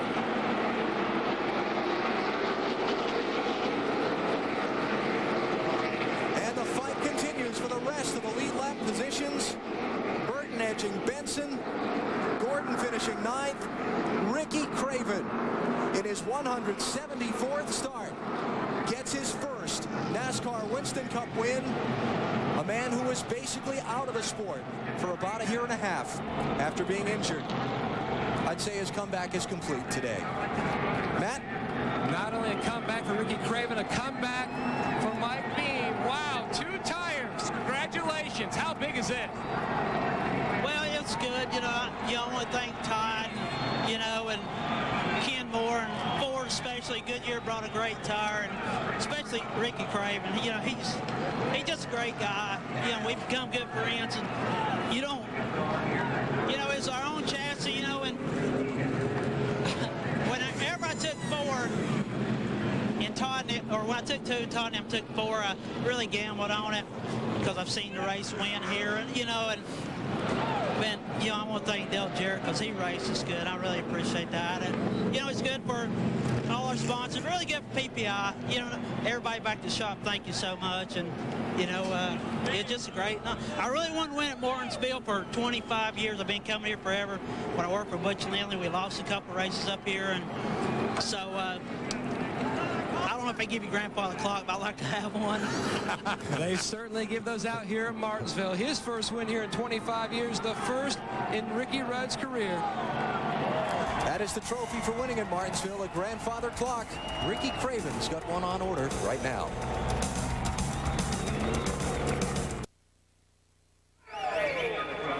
They're going crazy in New England.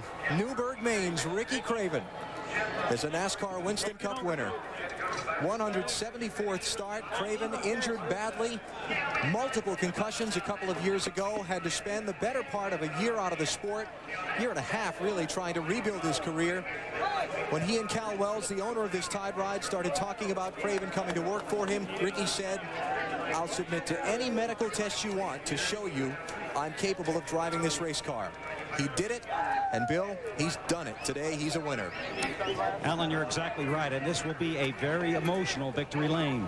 Ricky Craven has already thanked his crew on the radio, and now will be climbing out of the car for the first time as a winner in the NASCAR Winston Cup Series. This guy was damaged goods left on the shelf until he proved that he could come back and drive a race car. Now, Ricky Craven is a Winston Cup winner.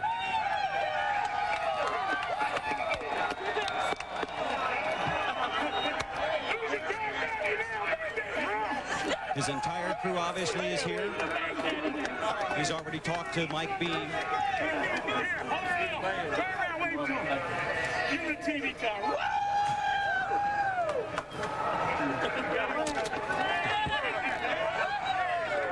Ricky, I know that makes you mad.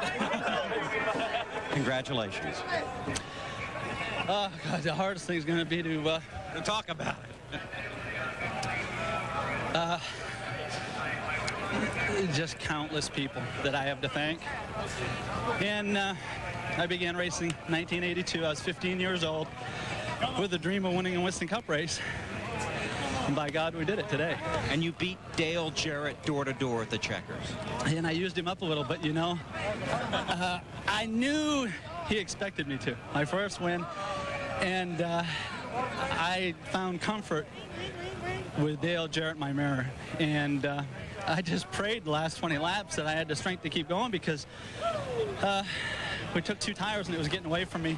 It's the hardest 20 laps I've ever driven in my life, but I want to tell you, I owe everything to this team. First, Cal Wells for giving me the chance to drive this car. Tied, you know, the greatest group in the world I've ever raced for. They deserve to be in victory lane. And I'd be remiss if I didn't recognize my wife, Riley Everett. You know, there were 2 years where we were floating around Moosehead Lake and gave little chance of ever getting back to Winston Cup. And my wife said to me one day, she said, tough times don't last, tough people do. And I found inspiration in that, and I just won a Winston Cup race, man. That's awesome. How determined were you to do it, Ricky? I knew when I got this opportunity, it was what I needed to get the win and get back on track. And we're so thankful that Larry Hedrick gave me my introduction into Winston Cup racing. And I got the opportunity with Rick Hendrick, and I thank him for that, because I really enjoyed it. And then things didn't go the way I'd hoped. I got beat up, and wow, what a perfect story, though. I mean, the way we were able to get another opportunity, and I've gone full circle, and I truly believe that I should be driving the Tide car. This is my car. This is my sponsor, and I'm perfect for the deal. I'm just so thankful for everybody that stuck with me, and I want to thank God for giving me the strength, because I'm telling you, I really dug down deep, and thank everybody along the way that's helped me. And there's so many people, you know, I couldn't recognize all of them, but just thank you all. Just say hello to New England, because you know they're celebrating. Well, you know, in a perfect world, we would have won at New Hampshire, but what a great place for a second win, you know. And the people in New England were the part of the strength that kept me going. And you know, here's the good news. I'm only 35 years old, and 2 years ago that looked old. Right now it's looking pretty young. Congratulations. Thank you, Bill. Ricky Rudd in victory lane at Martinsville. Nice guys can finish first. Marty. Well, what an amazing finish. Dale Jarrett beating and banging down to the end. Tell us about the last few laps. Well, it was exciting, and congratulations, first of all, to Ricky Craven and that entire team. He did a great job out there. Exactly what he was supposed to do. I mean, I had 4 tires, and he only had 2, and I could see his car was really loose up off. And you know, I might have could have pressed the issue down on the bottom. I could tell he was really protecting that, but I would have had to hit him, and I didn't want that to be the way that we either wrecked or I won. I wanted to try to pass him, and tried him on the outside, and he did what he was supposed to do up there in 3. He ran me up high and got me a little bit out of the groove, and that's slick anyway, so he did a fantastic job. That's fun. That's what these the fans that stayed home and watched it, thank you for the support, and the ones that came out here and either called in on a sick day or took a day of vacation. We appreciate the support. You raced Ward Burton really hard on the restart. Did that cost you a lot of time? Well, I couldn't get going at all, and I was trying to keep Ward behind me because I knew my tires would come in soon. So I really had to try to do to keep him back there. So I was having to be a little more careful than I wanted to be. So Ward was doing what he had to do. Just need a little more time. Good second place finish for Dale Jarrett. Believe it or not, only a second top 5 since his win at New Hampshire in July. All right, Marty, thanks. What a finish between Craven and Jarrett, and I think Ricky said it all as we look at the leaderboard in victory lane. I just won a Winston Cup race. That is big. Good job, Ricky Craven. Good top 5 runs for Ward Burton, Bobby Labonte. A little deeper on down the running order. Rusty Wallace off the pace all day. Dale Earnhardt Jr. had a miserable day. Kevin Harvick, after the penalty, finished 22nd. Look back to 31 through 40. And Ricky Rudd back in 39th position. Big hit in the championship today. Tony Stewart, 3rd in points coming in, also out early with engine problems. We're back in a minute.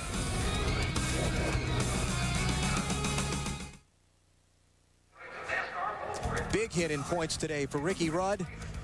He's lost 97 on the afternoon to Jeff Gordon after Jeff finished in 9th and Rudd finished way back in 39th place. A moment ago, Dave Burns spoke with Jeff Gordon.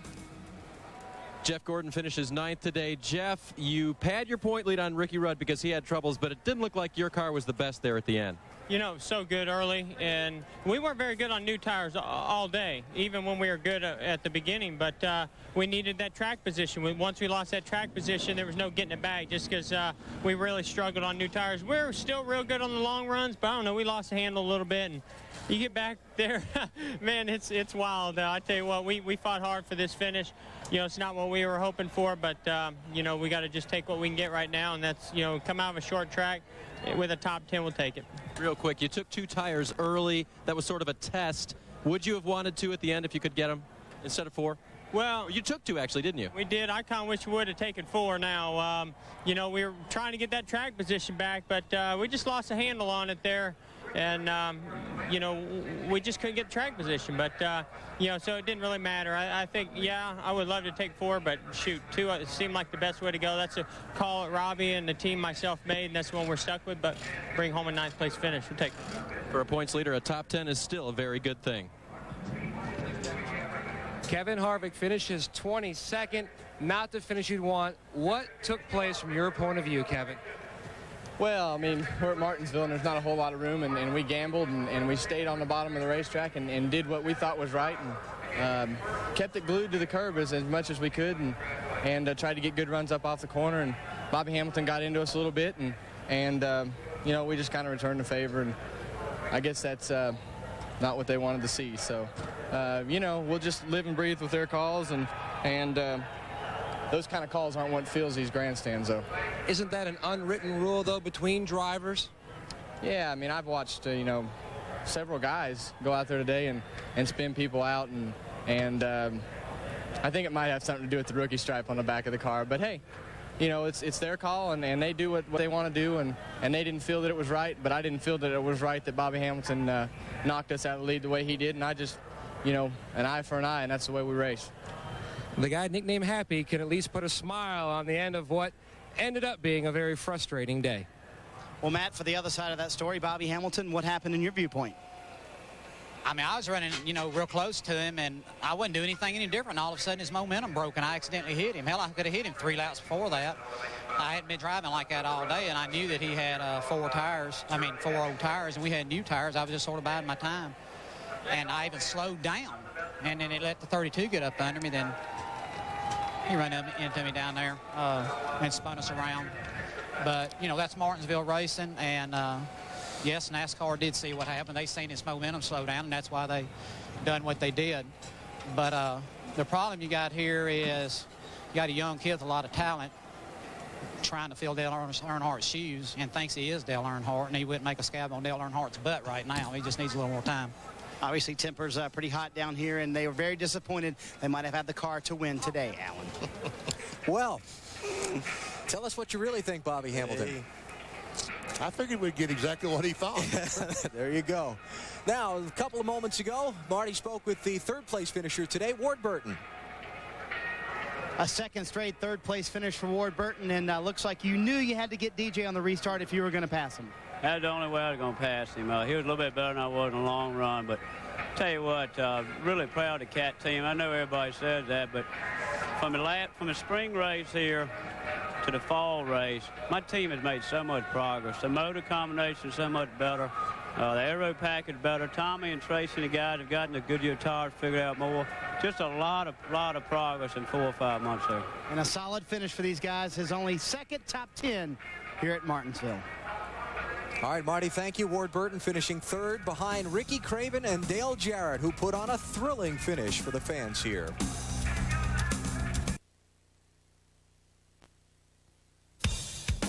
The NASCAR Old Dominion 500, presented by Stacker 2 from Martinsville, is brought to you by 1-800-CALL-ATT for collect calls. Just dial down the center.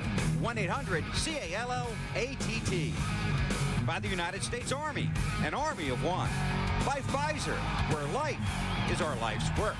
And by the Home Depot, the official home improvement warehouse of NASCAR.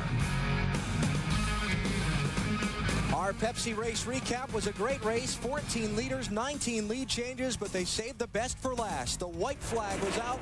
Ricky Craven on 2 tires, Dale Jarrett on 4. And they went at it side by side for the final half mile here in Martinsville, with Craven getting his first NASCAR Winston Cup Series win. What a thriller.